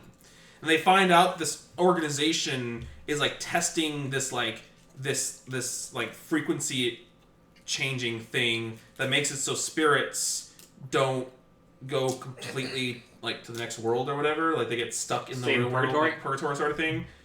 But it's some master plan to like make their old man leader who has like some decrepit body be able to. It's like some cult thing. Like it's a cult organization. Right. A cult. They want their leader to like live on forever as a spirit, so that he can like continue his global domination or whatever. I don't know, but have an eternal life. But then why was that scientist killed and that key? Because I don't know. But the key. But why is a little girl? She's able to like kill people with a spirit. I have absolutely no idea what her plot in this show was. Okay. Literally zero idea what she's doing in that show. The big titty girl, the friend. So now she's like jokingly shooting with that gun all the time. Yeah. That gun is actually it's actually shooting that like radioactive nonsense that they're trying to make a big gun version of that keeps them like in a semi-corporeal state. Okay. And the key actually goes in the bottom of that gun and like superpowers it. And so it like she like things happen and she like shoots him with the gun with superpower mode, and then he gets like really fucking strong and then like punches the fucking bigger gun they're building out of commission, and then the old guy dies, and that's like how the show. Do they come back or they just die? So they all find out through some bullshit that, again, I don't know, that they're able to go back in time to their body right before they die. So they all go back to their body in the lake and they'll swim up and they're alive. But because he had to stay behind in order to do this, to defeat the project before it happens, he wasn't going to come back alive. But because of the anime bullshit, he does anyways. That lady has really big breasts. This is the worst show of the season. I'm done she has talking really big about breasts. D. There's a good anime in there somewhere. Well, this certainly not it. This show needed 24 episodes. 24 episodes and about much better pacing. Half-speed dialogue. Half-speed dialogue, 24 episodes, and better pacing. Like, they needed to get through their stuff and better. And also a support character who's not just tits. The characters weren't good. That was a big part of it. As well? Yes. I mean... Think of a good anime with bad characters. Name... No. Really? Even without the characters... It's still, I feel what'd you ask? A good anime with bad characters. Oh, a good anime with bad characters. Does that exist? You know what? Let's not do it on air. Okay. But I'll take that challenge. I'll shout it out as we're just doing random shit right now. Anyways, I just straight up give it a D. It was hard to watch. Horrific. Yeah. Very bad. Bad anime. So it's worse than Robotic Stones. Yes. Robotic Stones is actually solid. Robotic Is is it- solid. is to Robotic see. Stones doesn't machine gun his dialogue. It actually was 24, and although it was a little uninteresting, like at least it was like Robotic Stones is average. I This knew is- what was this is going on bad. with Robotic Stones. Was Yeah. it worse than Chaos Head? Here's the thing. Let's not get ahead of ourselves. Chaos Head had color, and I don't mean like figurative color. I mean it had nice bright colors in the animation, and it had Remy, who she's moe as fuck, so it was a better show. Isn't that show coming back? Chaos Child. this season. Anyways, all right, I'm done talking about this. All right, next up we have Shuumatsu no Izetta. Or So- Izetta Dai. That's Tekketsu. So I didn't finish this show, but where I stopped at, this show looked like it had the goods to be the best short seasons. What the fuck happened? So here's my problem. There's a point where that was All right, maybe so true. let me do a real quick synopsis. Warring states, basically Germany and World War in II. Europe, whatever. It's World War II. It's like alternate World War II, and the Queen of Germany, whatever, Germany. or the princess of the main. The main one's Germany, right? A fictional A country. fictional country. Poland. that- You know, they're pretty much Poland. Oh, you mean Polandia? she was childhood friends with a witch, and then this witch was captured White by Witch? the bat. Yeah, the Red White Witch? Witch. Why is she not the Red Witch? Because she has red hair. I don't know. Okay. So this witch was captured by the enemy, but she had gotten rescued, and she broke out. Right. That was and cool. she saved the princess. She got rode out. a gun. She rode a gun. That was awesome. She took swords and fucking totally just fucking Samuzakura that shit. Here's the thing. I have a big problem with the show, but I'll let you get to this. Here's the thing. I'm not gonna say this is a bad show. It was not a bad show. It started off with so much potential and such a good idea. It should have been more than 12 It episodes. had like a 9-10 potential. No, it didn't have to be more than 12. I think it did. I think it had the time to do what it needed to. It just made some poor decisions. And anyway, so this is witch. She's able to do witch things, which mostly just consist of moving inanimate objects, and enhancing things with power. But she can only do it where in areas where there's magic. So if she goes into a non-magical powered area, she can't use magic, like a ley line. Yeah. The live stream. Go ahead. There's a lot that goes on in this show. Materia. I don't want to go into it too deep because there's a lot that goes on in this show. But my problem is this is called Izetta the Last Witch, and of course another witch shows up, and that was my problem with the show. Well, She was artificial though. She was a clone, but here's the thing. I think there are three things in anime, or in anything, honestly. There are three things that instantly create a fine line between good and bad. Cloning, time traveling. Amnesia. 4 things? No, Okay. it was actually amnesia. Okay, alright, cool. Market time travels. And Maka Maka did very does it good. right. That's what I said. It creates a fine line. So you don't mean like just because it does it, it's bad. No, Right. I mean, you have to do that Okay. shit real It good does to it- pull that shit off. It does Oh, it, okay. and it's either a cop out and makes it bad, like much worse than it should have been, or it's done really well and it's a very good show. Okay, Golden so- Times of Amnesia turns out into like an average rented comedy. Well, No, Golden Times then Golden dropped Time- 2 points. Golden Time was worse than this show. Yeah. So Yes. okay, but like time travel, like Steins Gate, Science is great. Then we But I have mean- Mahou Senso with time travels. that was dumb. That show was just Sorry, bad. I That show was just had Vietnam flashbacks. that show. Well, to be fair, Mike, that show was just bad all around. Anyways, It's like a 4. so my problem is then it just becomes at the end of the show witch fights. Well, and the way she flipped the tank over well, at one time. Mike, the way it ended was her. Okay, It wasn't bad. I honestly don't know why you don't like stupid. the Okay, conclusion so- of that fight. okay. Why is this not the best show of the season? so long story short, Because they cloned another witch. They They cloned cloned the original witch. Oh, and then there's something about this like magical stone that can suck the energy like out of the earth, and then they can use it even if they're not over the ley lines. Materia? Yeah, pretty much. So this other You witch, know, does it's a portable battery. That's all. it's a rechargeable battery. That's honestly, and I think the stone is more than anything the reason why this show is not that. Why the show wasn't at 9. So they're like ley lines. Yeah, fuck it. Well, okay. Yeah, pretty much. First of all, clone, rechargeable, I have Duracell battery, no problem with the clone. and the conclusion of that fight. I have no problem with Okay, the that's clone fine, first. because I honestly thought another witch was gonna come because this always happens. That's the problem. But I'm It not, shouldn't always happen. but I'm saying, like, remember, I just said to me, when they do things over again, it doesn't have to be original. It doesn't have to be creative. It just has to be good. They did something that's done all the time. It just wasn't done good. They could have done this in a great way. My biggest problem with it was the stone. The show's English translation is literally he's the last witch. So, fuck. Don't she do was that to me. She was the last witch. The last witch. Parentheses, as far as you know. Like, I mean, my biggest problem with this show is one thing, and I talked to Matt about this. So the way the guy figured out Izetta's weakness, I think is absolute bullshit. I don't understand how you can predict. Because, so, what was the last thing you saw in Izetta? They were trying to champion her as the witch that will save the country, but they didn't want the enemy to know that she only can do it in certain places. Okay, yeah. So did you see the scene where they're in the area where she can't use her powers, but they made the presentation of the explosion and stuff to make it look like I just saw part of that. Okay. So I mean, so basically, there's a part of the show where that little boy, the little German boy, he goes and he discovers the secret to Izetta's. He discovers the secret to Izetta's powers, which confirms the German guy's hypothesis. Right.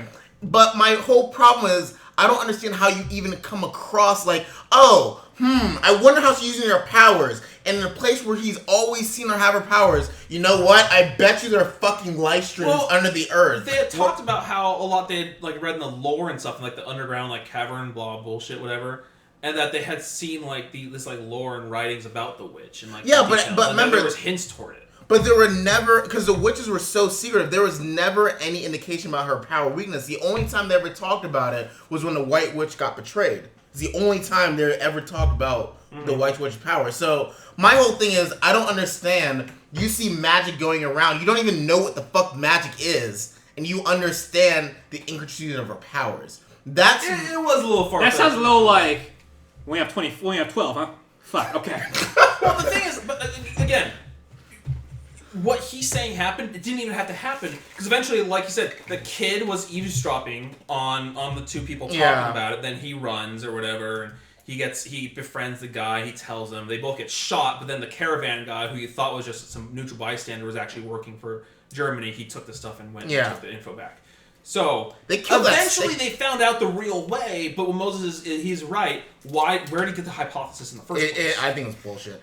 They killed that little kid soldier. I just want to say that. They did. Will you do anything to defend your country? Yeah, bam. Oh. All the tools to be the best show season, but they seem to fuck it up in very critical ways. Well, this show definitely fucked that up. I think it was a stone. It was my top pick for best show season until you guys said, actually, no, it's not.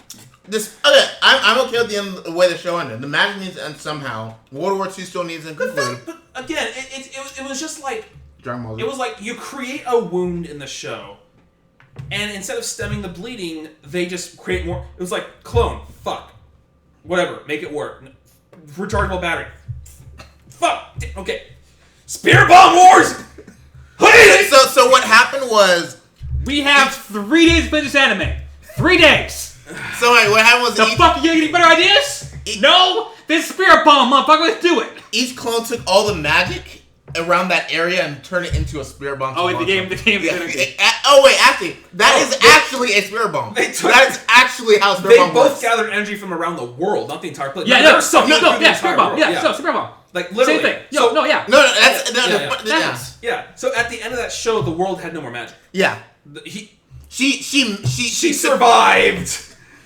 But she we have 3 days to finish this anime. But so they suck it up, and the balls are so big that they're like tiny specks on their guns and brooms or whatever. So it's them, and then the bomb, and then they're just and detonate. We have 3 days and to finish this anime. And then they make you think that she's dead and everything, and then at the very end, she rolls out in a wheelchair. That's stupid though. That's real stupid. I'm okay with the Spear Bomb part. As someone who watches Shonen, you'd be okay with that, don't you? No. I'm okay with the Spear Bomb part because not because it's a fighting thing. I didn't think the witches were going to stay there forever. If it was just going to be Izetta. And it's a good way. It's a good way to take away the magic. It's a good way to take away the magic from the show. I thought there was no reason to ever have to take away magic. Izetta lives, is victorious, probably through some trial and tribulations. They live on happily ever ever. She can use magic, but I mean, she's not an evil person. She can use magic to protect the country. Blah, done. Bam. Show's good. But what's to stop the Germans from doing this again? If there's still magic. Well, fine, Princess Fine. I know that fine girl. she had no intention of doing anything. No, I said German. She's not German. She's gonna call it Polish. Well, no, I mean they would take out Germany and she's make Polandian. Sure they would defeat. I mean, in my ideal world, they would just defeat Germany and then they would not be making clones anymore. You would hope. I mean, I don't know. To me, that was just a good way to make sure it doesn't happen anymore. They're cutting the power of the office in 3 days. We gotta get this done. To me, the show was fun. I thought the show started off very strong. It started off real fucking strong. It took a dive to me once around the magical stones got introduced. Not the witch to me, but once the magical stones got introduced, that was the anime peaked when she flipped over a tank. Basically, it's what I'm hearing. With the swords and the tanks and the guns and shit, that show was great. I thought the whole aircraft carrier episode was awesome. The one where he had a hypothesis. Yeah, it was a good episode. That was cool. It was great. I think that's where it peaked, and then it went downhill from there. Okay, scores. I'll go B-. Same here. Yep. Okay. All right. Next up, Shoushin Shoujo Matoi. I'll be brief here. This is a White Fox show, and I really like White Fox. I never really disliked one of their shows, and so I thought that this show would be really good, and it was just pretty average. It's about a girl whose mother was a exorcist shrine maiden, and she inherited the power randomly while being invaded by demons. And then her little friend is like, "Oh, why'd you get the powers? I want powers." And she's like, "Then take them. I don't even want them. I just want to be a normal girl," because anime girls. And then they fought demons through the higher dimensions, and basically she's like she knows her mom sacrificed herself a long time ago doing this job, and then at the end of the show she finds her mom in the highest dimension basically doing what the character from Persona 3 does at the end of that game, and rescues her and brings her back. So I thought about watching that show. It was really fucking average. It was nothing special. There's nothing memorable with the show. I can't recommend it or anything.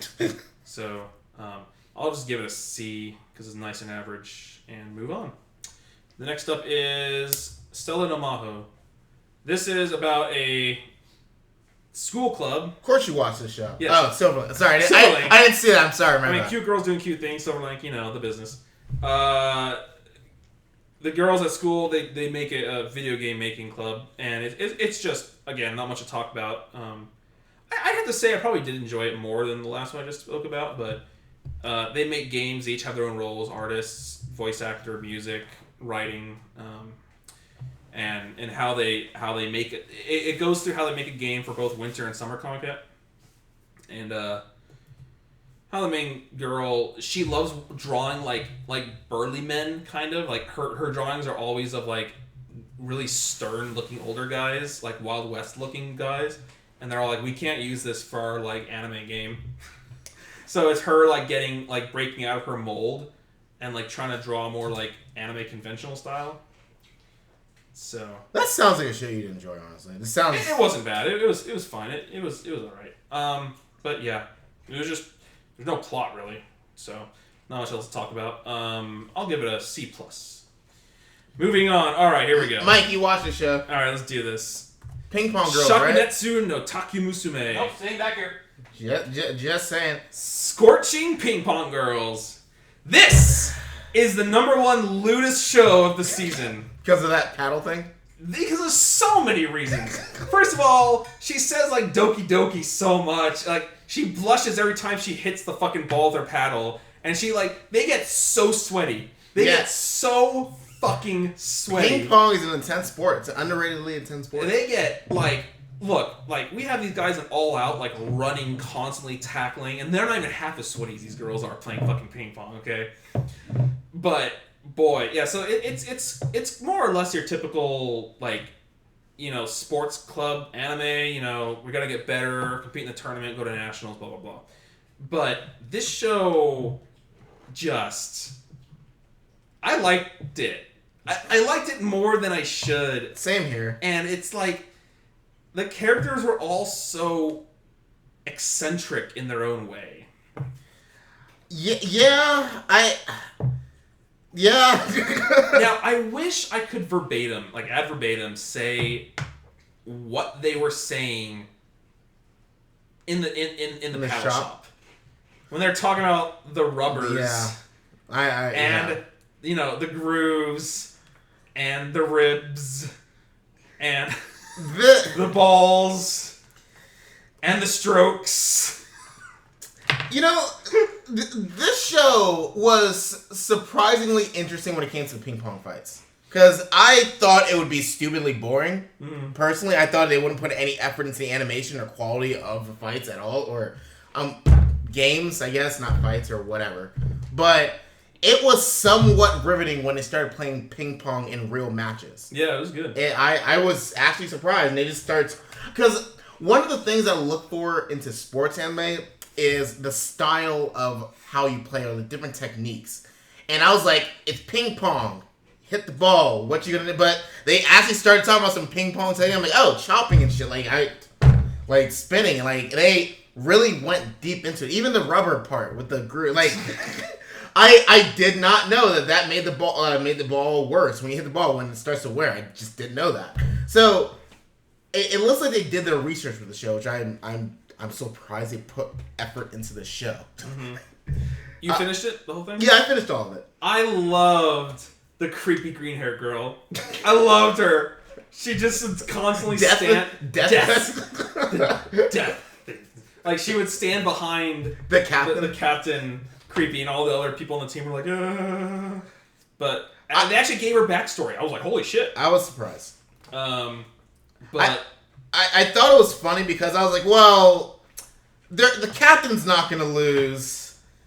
They have to make the last girl play, so the first two people have to lose, right?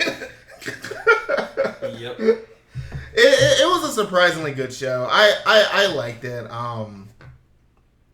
It was a lot of fun watching this with everyone at the house because we would point out every single lewd thing that happened in this show.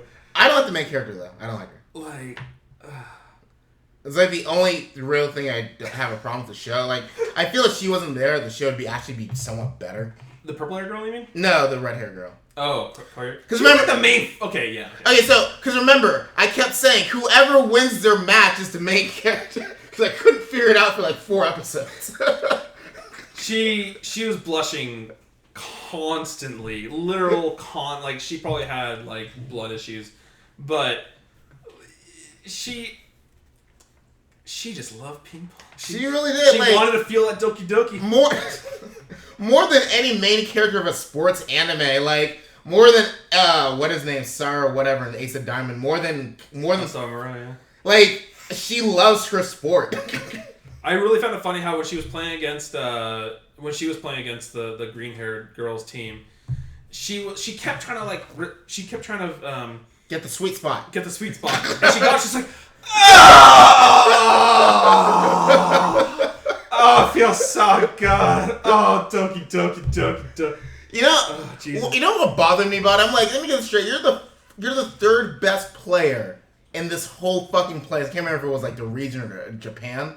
And she has one thing, drive. She beat the drive. She's like, that's it. I don't know what else to do. That was a really good drive. I mean, she literally spun around, hit it, and then walked away because she's like, I'm gonna win. Fuck it, I won this. Who's that? Midori? Is that Midorima?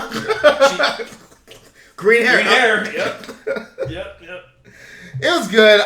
Better than I expected. I give it like a B-. I give it a B. I give it a good solid B. It was a good show. Next up, Mike, you watch Tiger Mask W? Okay. Tiger Mask W, folks. Because I've heard all this show. I just haven't seen any of it. Good show, bad characters, Norin. Sorry, go on. I did not watch a lot of this show because it's barely about wrestling. It's good to know. It's mostly about... You need Ultimate Muscle, man. How can I put this? Ultimate Muscle is a better wrestling anime than... It's a real wrestling anime. Tiger Mask. Basically... The guys watched his dad pretty much get murdered in the ring. and then they went to training to become Tiger Mask to avenge their dad. Oh God, it's still going on. Sorry. Which then- includes climbing up an ice mountain and like knocking each other off to death. Correct. The problem that I have with most wrestling anime, which is more than you think, is that they treat wrestling as real when it's. I want wrestling anime that's like more about like the behind the scenes. I guess it's not really You want that South Park episode? I want the beyond the ring, but the anime. Yes, as well. But it also just fucking. It doesn't animate that well. It's not that well written. It's ludicrous in a way wrestling almost never is. It's crazy. I mean, it's just supposed to be a ridiculous show, right? Like, is it Yes. supposed to be serious? But the nuts thing is that like they have. I think his name is Kazuhira Okada, who is the Japanese heavyweight champion in NWGP, but not voiced by Okada. It's just some other guy, and they just have him show up every now and then. Like he's the biggest star in Japan wrestling wise. He's in this anime for a little bit, but he's not voicing himself, which is crazy for me. Well, you think they could get the actual guy to do his voice? That'd They be a had the little- wrestling match at the fucking WrestleMania for Japan. Why not? Licensing? talent for voice. Stupid. It's a fucking stupid anime. Let's get past it. All right. Next up, we have Vivid Strike. I'll be real quick with this, hopefully. This is the sequel. It's like half sequel, half spin-off to the Nanoha Vivid show, which I spoke about a couple years ago, probably last year. But it's basically Nanoha was always about like the magical girls and magical girls in the military, and now it's magical girl like MMA fighting. And I like it a lot. But this one follows the story of a new character and how she like was an orphan to like a street delinquent, and how she like got taken into this gym to kind of hone her fighting skills to be an MMA fighter, magical MMA fighter. And yeah, it's a battle anime. I love battle animes are one of my favorite genres. It's not quite shonen, but it's still just like it's fights. So I really liked it. Really good. She's basically like trying to like beat sense into her old friend because her old friend's like a stuck-up snobby bitch because she's like the most strongest one now. So you know, like it's like a Sasuke and Naruto kind of thing, if you will, right? yeah, they're actually very similar. They all are, Ruben. So I like the show a lot. I'll give it a B+. Moving on, Kiss Him, Not Me. Okay, all right. I don't know. Kiss Him, Not Me. This is another one of those shows that if I had, You if said I that. didn't work, I would watch the show. You said that, and I'm like, you mean you're an ice? Kiss But- Him, Not Me That's- is a comedy where there's this girl who is like kind of like bigger, fatter girl who's also like a deep in Fujoshi, just all about just like that BL shit. And then I think one day her favorite anime character dies, and like she goes in the morning for like a week. And she'll like for like a week. She's like has a breakdown. But she come back to school. She's like lost like 50 pounds. She's hot now. So the guys are 50 like, or 150. I don't fucking know, man. But she's super hot now. Like everybody's like, the fuck? Who is this? Who is this? She's what the fuck? What crap? Whoa, God! So these three guys try to get up on her, and he has this friend. There's one guy who recognizes her from the beginning. But the fact of the matter is that like all of a sudden she gets like all these dates, and she's like, I don't want them to know I'm Fujoshi because then they'll like hate me. So like she's on a date one day and she hears like he's fucking talking about. She hears like we have this fucking last edition of the Shinon figure one left. She's like fuck. So she like runs out and gets it. Like she's like I'm sorry guys, I'm Fujoshi. And the guys are like friends like yeah that's cool. They're like oh yeah I mean yeah we think it's cool too. That's fine. So it becomes a lot of that, them trying to date her and her either ignoring her or just really oblivious to it. So she's not interested in guys? Not in guys that are real. Okay. And there's this time where she gains all the weight back. Guys are like, fuck, what the fuck, what do I do? So they create a workout plan for her so that if she, for every thing thing she does, they'll do one gay thing for her to give her motivation so she loses all the way back out. So that's pretty funny. Wow. And then she comes across like this cosplayer at Comic-Con who's actually a girl but tries to as a guy. I think kisses her. And then she becomes a friend of hers. She also writes this manga that the girl likes, so they become friends. And it's pretty much all the guys can get with her, but she's obsessed with this one anime character, so she doesn't care about them. But she wants them to get together and kiss though, because she's what they call in Genshin, like something like a fluffy woman, pretty much. I forget what they call it. Fujoshi, yeah. Well. You said the word a million times. Okay, Fujoshi. That's literally what that word Yeah. is. I gave like a C+. It's a fun show. It's nothing deep to it. Surprised that this is the show you finished of all this stuff. I know. I thought something would happen with that show. No. They all ask her out. She's like, I'm sorry, I'm in love with this anime character. Sorry. And she's like runs away. You're like, what the fuck? Wait, no, come back here. And that was the end of the anime. So. All right. Next up is www.working. I didn't like this season of Working because they're all different characters. This is my favorite season of Working. So. My biggest problem with... You know what? There you go. Working. Good anime with bad characters. We're the polar opposite. I'm like, they're cool. I like them all. The problem is, like, with the first... Except what's your face? The girl who punches a bunch. Yeah, I hate her. Yeah. The thing is, like, I only really liked 2, maybe 3 characters in the first 3 working seasons, and that was Jun and Yachiro, like the 2 that got together in the end. And like Yachiro sucked though. That's all I was working toward. I was like, I just want to see this happen, and the fact that it took me 3 fucking seasons to get through that was just the most painful. Like, it was the same shitty humor every time. The main guy is, oh, I love my cute things, whatever, because he's a bad character, and the girl's like, oh, I punch guys because I'm afraid of guys, and fucking their relationship couldn't give a shit about the relationship. Yes. Bad character. Yes. Yamada, oh, I'm lost from home, and I'm gonna live in the attic, okay, whatever. And then it's just like, oh my god, the fucking manager, make me pudding, okay. These characters were much more...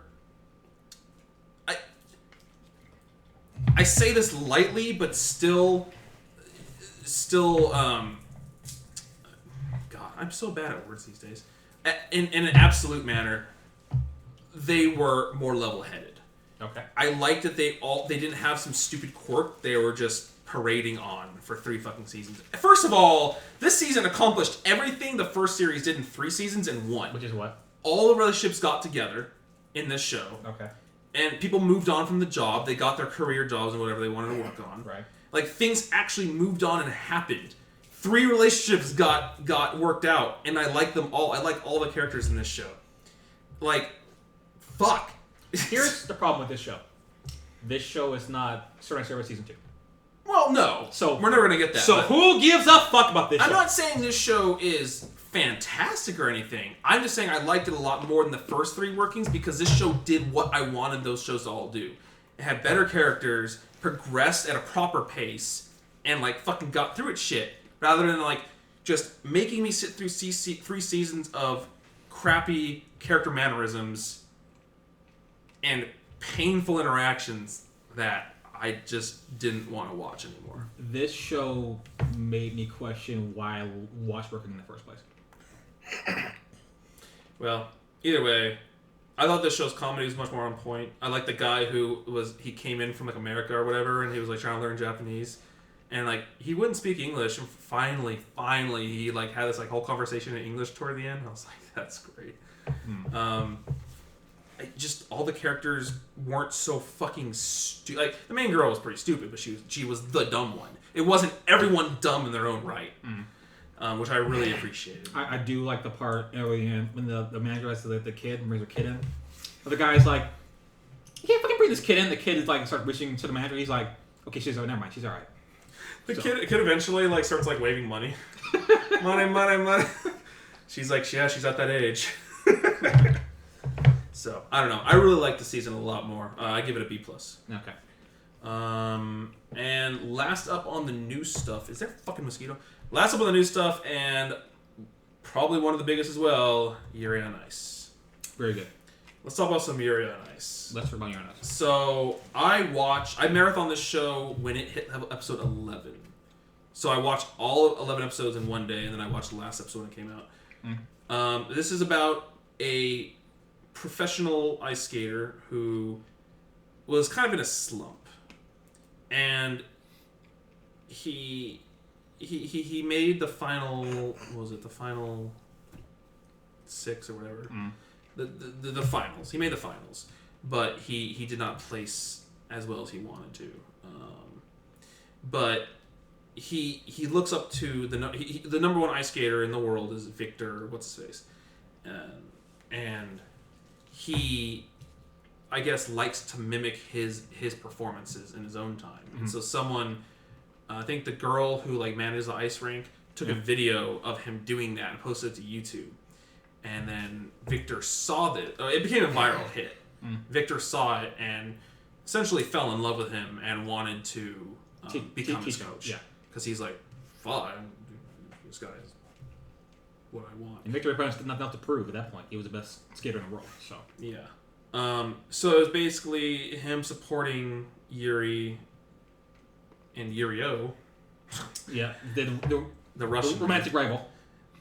I mean, they're pretty much gay. Oh no, definitely. So, but not overt about it. Yeah, no. The show was was okay. It's either like a really, really weird bromance, or they're gay. So I think I counted only 4 actually gay people in the show. Everyone else was just extremely flamboyant, but they were like they had like wives, girlfriends, or whatever. Chichi. Yeah, chichi. There was a good contrast of characters. The performances were really cool. I liked them a lot. I wish, as this animation can be, it doesn't always portray that thing as fluently as it should be. It's hard. And that's a matter of budget more than anything else. I mean, budget and I mean time for them to animate that at like straight up 30 frames a second. They have to draw 30 frames a fucking second, and like they're moving quickly on those performances. Yeah, I can see it being really hard. I feel like they should make a movie for this and like give it the budget it needs. Here's the thing, though, and what very people are very happy about is even though the animation does look a little subpar, at least they didn't not submit, but like CG. Yeah, CG. They didn't just cop out and use CG or use freeze frames. Well, yeah, and just pan the frames. Yeah, the performances are such a huge part of the show because it was all about performance. Well, it was the backbone. Performances are they were like such an important part. I mean, there's a little bit of like program fatigue because a lot of Yuri's programs over and over again. They don't change that much. But yet, every time they make it seem like there's something big going on different every time he does it. Even though you don't really know what it is. I mean, they like say it's happening, you just have to trust them. But like, oh, this is more exciting than last time because there's more at stake this time, but it's like the same thing, but he's doing it better this time. The programs are the backbone, the programs are very well done. I guess the other thing is like every time he does it, is like, is he going to make the jumps this time? No. The triple salcho. The quadruple salcho. I could never tell. I have no idea what the fuck that means. He's played 3 times. I don't know. Yeah. But it wasn't about like the nitty gritty. It was about the characters' relationships and the emotion. And I mean, through it. If the programs were animated that would have submarined that entire show. It would have made it a lot. It would have looked cheaper. Yeah, but they do it as well as they could do it with the 40 resources that they have. So this show, one thing the show did really, really, really well, but so much that it actually became like kind of a fault eventually, like an annoying fault, is how meta it was with social media. Anime does not know how to social media that well, and it's very rare. And this is something that I've read about a lot too in anime. Is like a lot of anime doesn't know how to be current in technology, and because it's like written by people who are like in their 30s and 40s, or they just don't fucking give a care. Yeah. Everyone like had a smartphone, and everyone's on like fucking like YouTube, Twitter, on Instagram, Instagram, and they say it constantly. Oh, my posts, my tweets, and this, and it's really cool to see an anime finally come up to speed with modern day, social media. How it actually. Right. Problem is, it like overflowed it. So they would talk about it so much. So it's accurate that it like fucking at some points it detracted from what was going on, because like, oh, I'm gonna post to Twitter. I'm like, I get it. It's accurate. I get it. Just you're saying it was too accurate. It was. I mean, I feel like they were a little overboard with it because Nah, I don't think people. Nah, man. I mean, maybe the gay community. Nah, man. That seemed like par for the course. No, dude. I appreciate it, but I wish they dialed it back because it did distract me from things quite a bit. Like, oh yeah, I was seeing your posts and post this and post Just that. because we're not about that life doesn't mean that life is not there.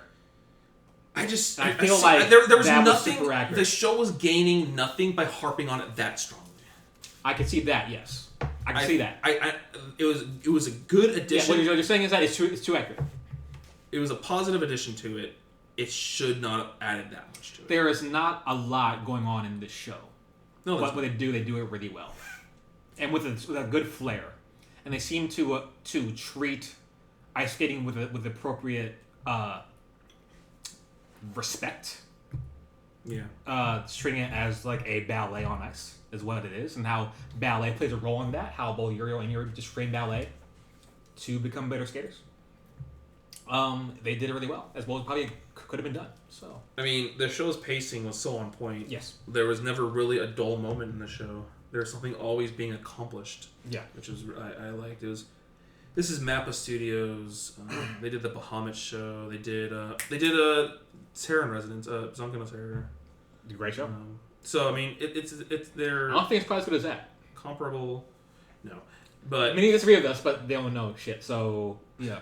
Zonka no Terror was Amazing. one of the Fantastic. best. Yeah. But Uranus is a great But show. it didn't have ice skating, so it's not as good apparently.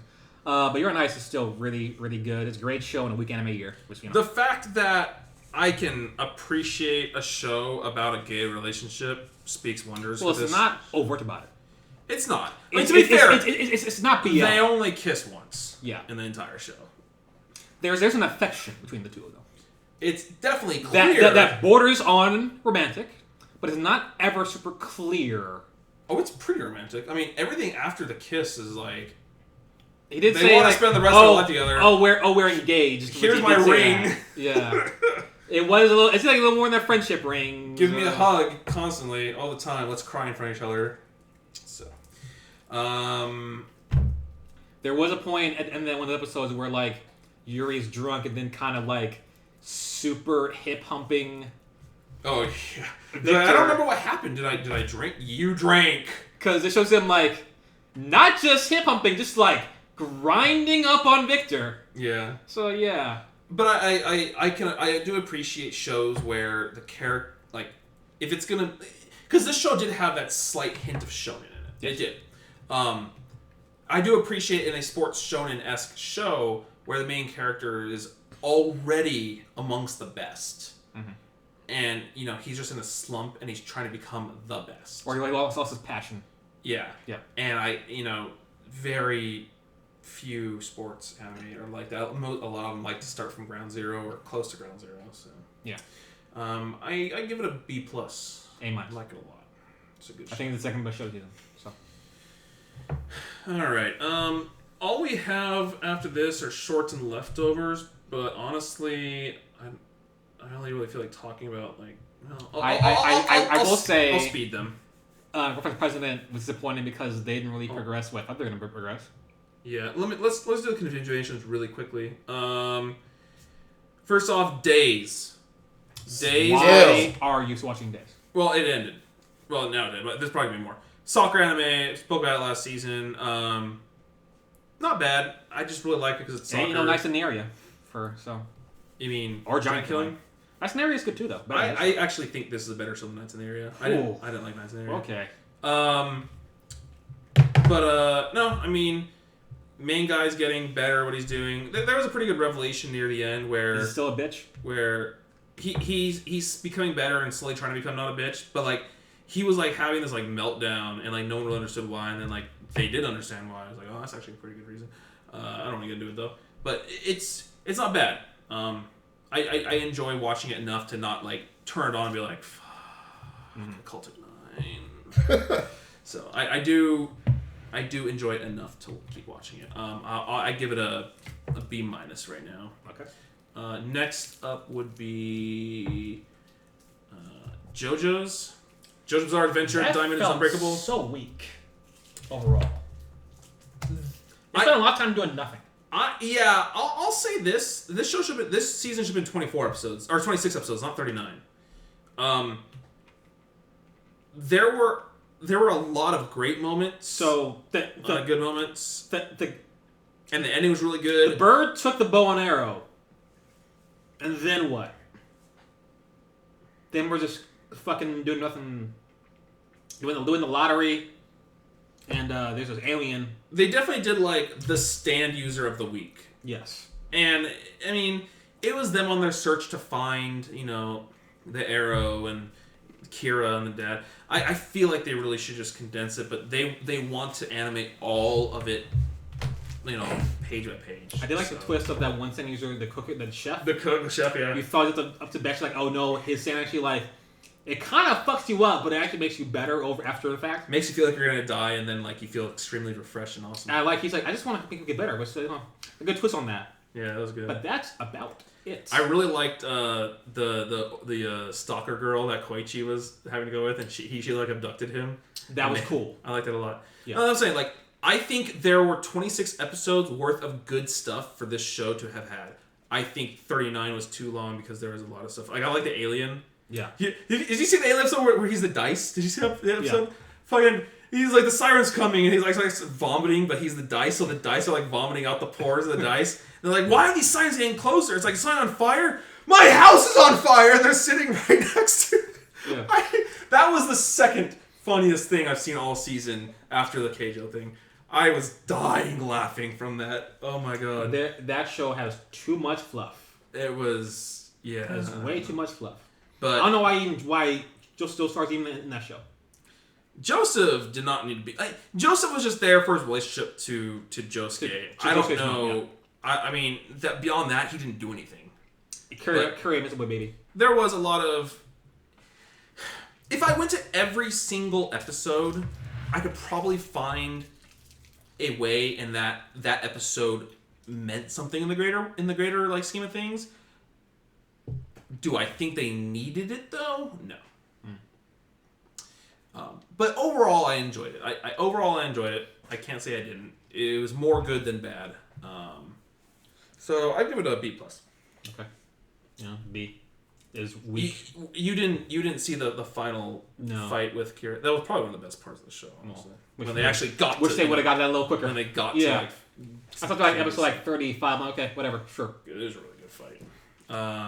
All right, and then the last continuing show, unfortunately, is Twin Star Exorcists. Why are you still doing this shit? I'm in the home stretch, guys. I only have one season left. Did they kiss yet? No, I only have one season left, guys. They gotta make the God Baby.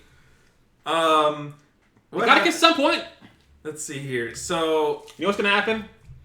They'll kiss last episode, then epilogue the baby. There we go. Done. Maybe. I hope they just have a time skip on it. I don't know. Yeah, sometimes. No, they're fighting some guy who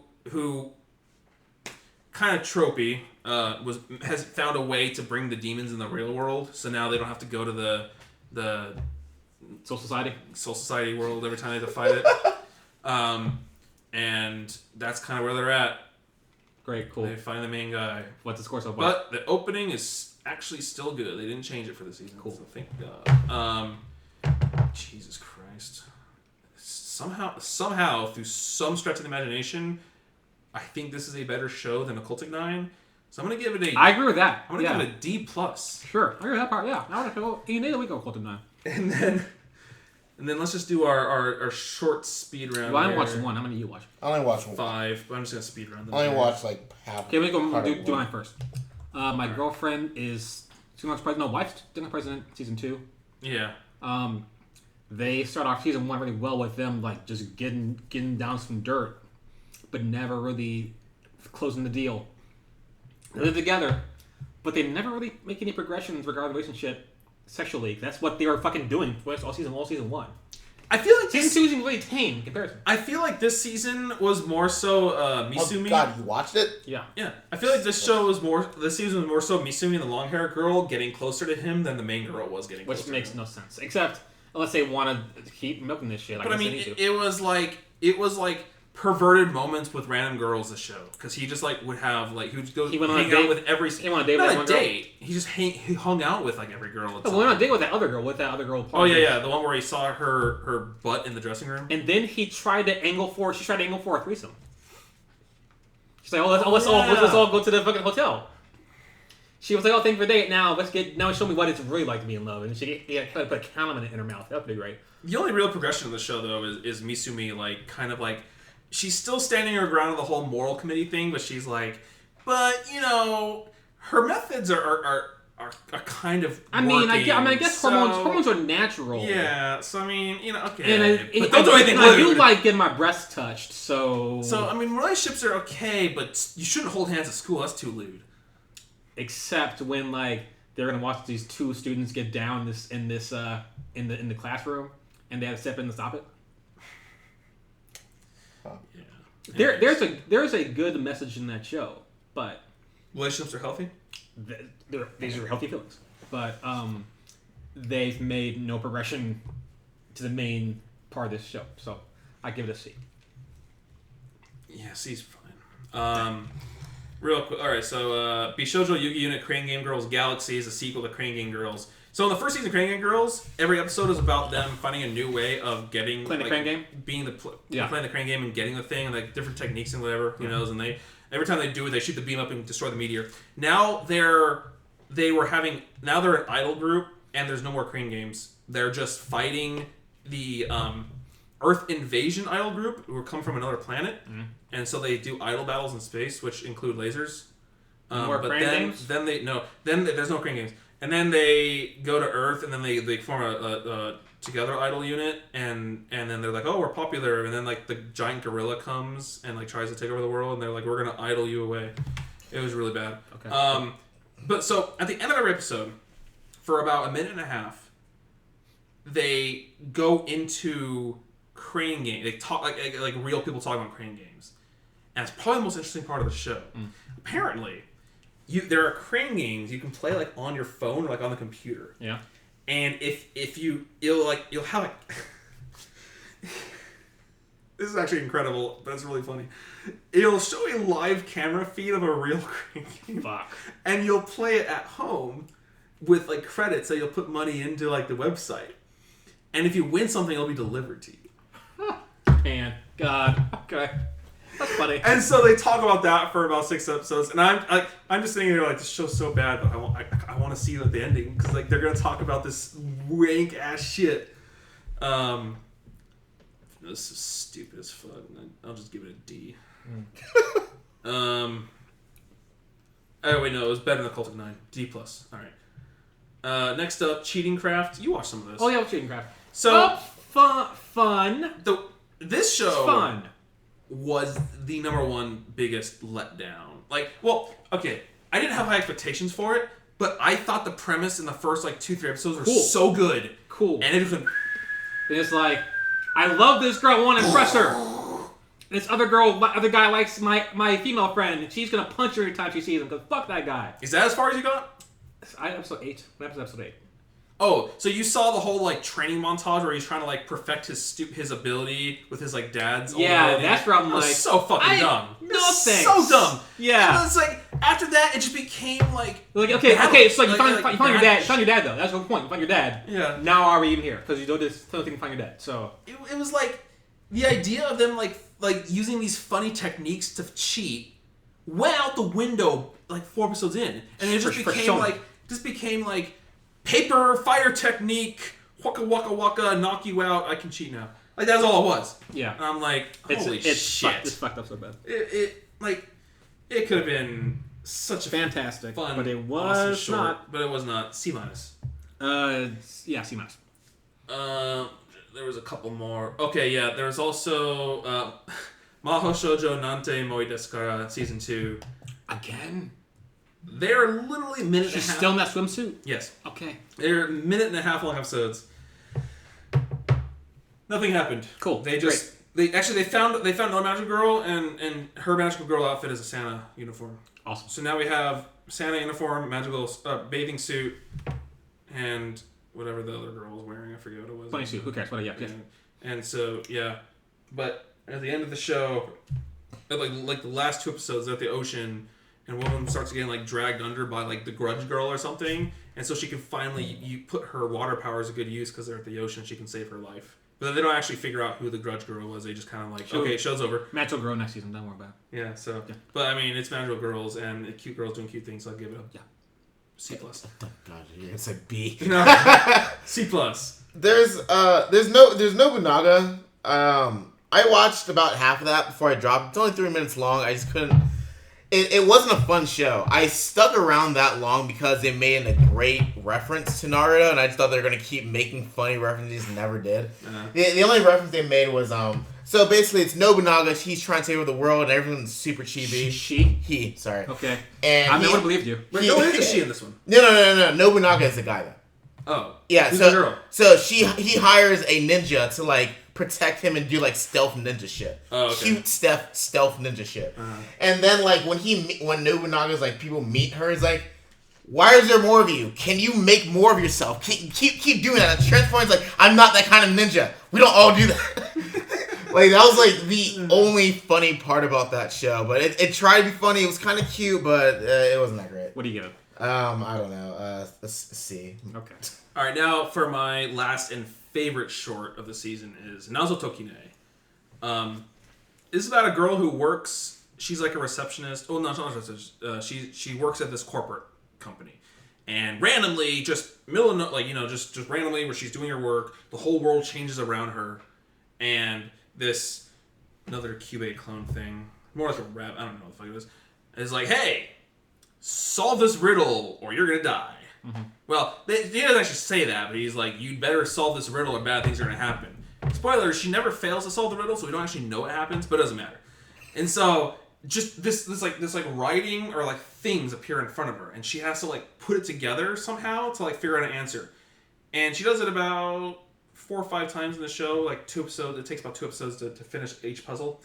And it's like, I'm watching and I'm like, she's putting these things together in like 5 minutes.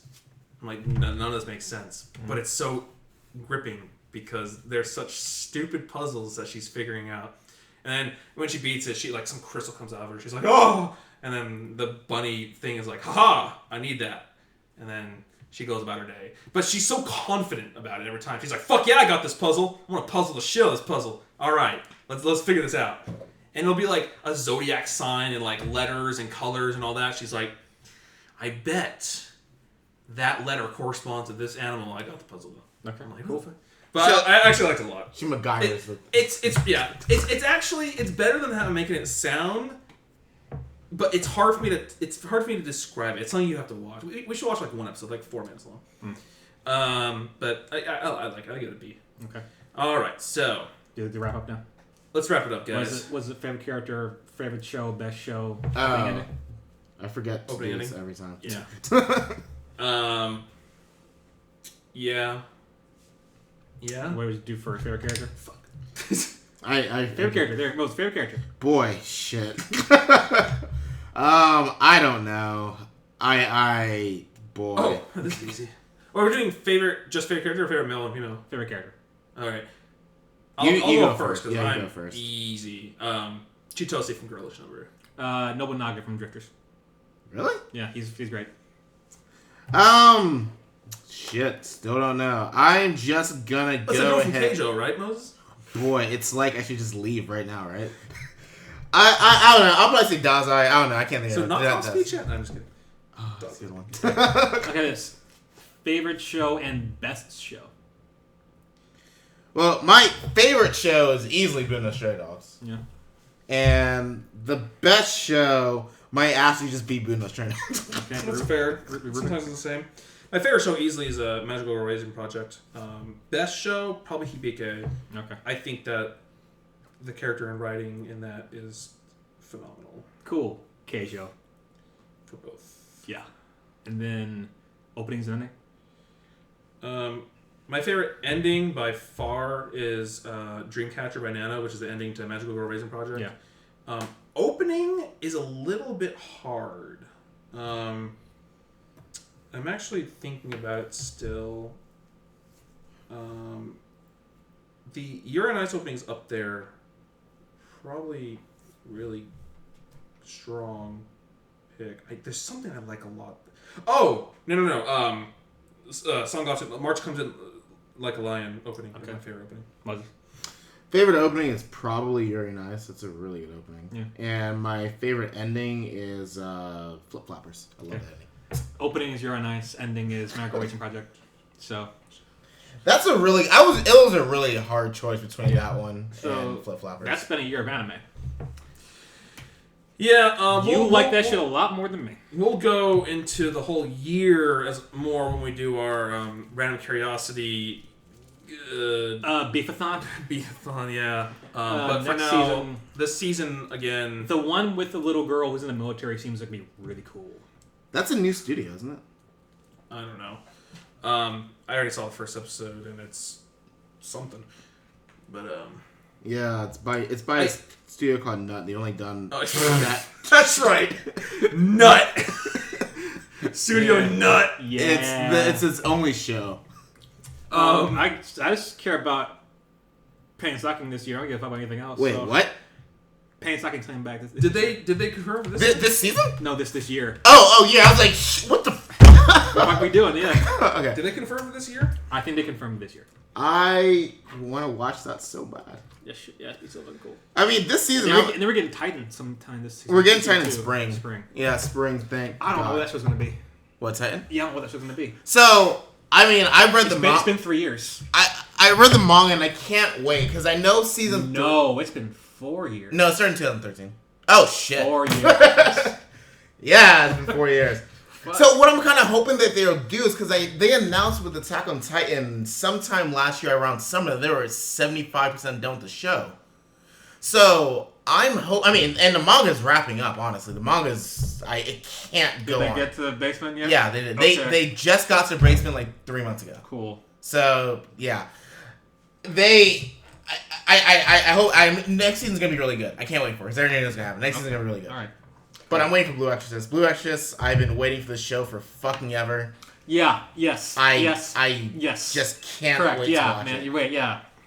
The Oculus strip could be cool. No, it can't. Yeah, it can. But it can't. Yeah, it could though. You know what else could have been cool? Hyperdimension Neptune in the anime. You know what? Yeah, that wasn't could have been cool. It's not cool though.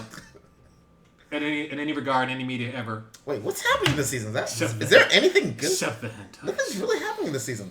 Oculus strip. No. There's Little Witch Academia, which I... Yes, that one too. Okay, so for the love of God, I cannot remember that movie and I've seen it twice. Yeah. I actually don't have a single I should clue. watch that again. I have no idea what happens in that movie. You remember them getting the crystal and then like using the crystal? No, nothing. I remember them flying around or something. I don't know. I actually don't know. It probably won't be that important. Tales of Hysteria. Well, remember, there was the one episode, like 30-minute episode, there's the first one. They actually made a movie with the festival movie. There's two movies, right? No, the first one was only 30 minutes. I mean, technically it was a movie, but it was only 30 minutes long. Oh. The second one was like an hour and a half or whatever. That was like a full length. Okay, how about Oh, this? I did How not about see this? that. And here, if you could have one anime or anime second season or next season out of anything else, what would you want? So you're asking for a show that was in 2016 to have a second... No, any anime that needs another season hasn't gotten it yet. Haruhi. Well... Yeah, they already had another season. Or- we this. have a second season of the movie, but Or how it about needs to this? finish the rest of the books. Or anime concept. You know, here's the thing. I can't believe I'm gonna fucking say this, but Re:Zero.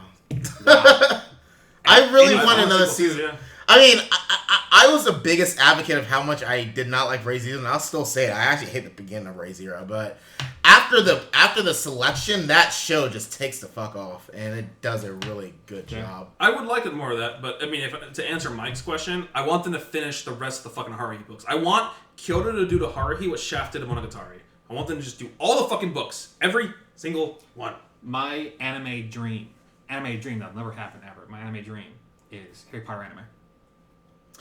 Unless you go to high school to do season 2. No, Harry Potter anime. I want them to just do hijinks. Just like the little dumb shit you never see in the movies because they get them down to like 2 hours and a half. Like the weird people who asked Harry out during the Yule Ball, they had to turn down. To just that Asian girl and... And all that stuff. Yeah. And all the million things in between there. They could make 7 seasons.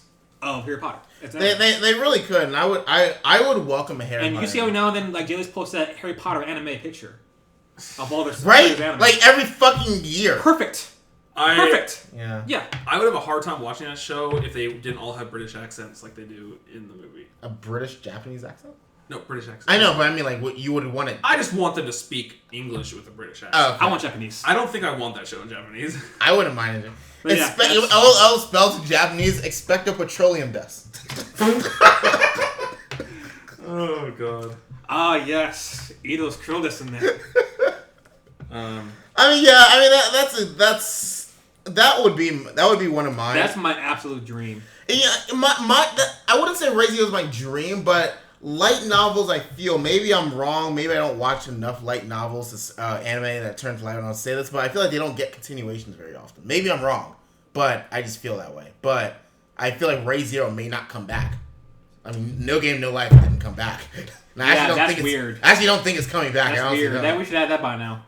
My anime dream will never be made. That's why I want to become a millionaire and make my own anime so I can make my dream, which is I want an anime. So my dream anime, my project that I'll make one day if I ever come into millions of dollars of money, is going to be a show about kind of what I experienced when I was in Switzerland, which is like a college school abroad setting with people from all parts of the world all speaking their own language. In the anime, I want them all to speak their own language, and how people who do not speak each other's language get along in a school setting. That's a lot of work. That's a lot. I mean, even Drifters was a lot of work. That's what I want, and I'll never get it. That's why I have to make it myself. But I want that, and it can just be like slice of life. I don't give a shit. Okay. See, as long as it just focuses on, how relationships are built when you can't fully understand each other. That's an interesting understanding through means rather than language. They had a little bit of that in like Ikoku Kurosei, like the one with the little Japanese girl in Paris. Yeah, I mean that's why I like those kinds of shows with like I like Keener and Mosaic and stuff when they mix like the Americans or British, Europeans and Japanese or whatever.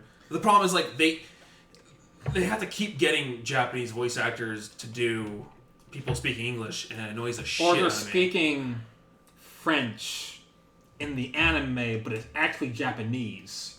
Yeah. And they come in Japanese, how good their French is. Yeah.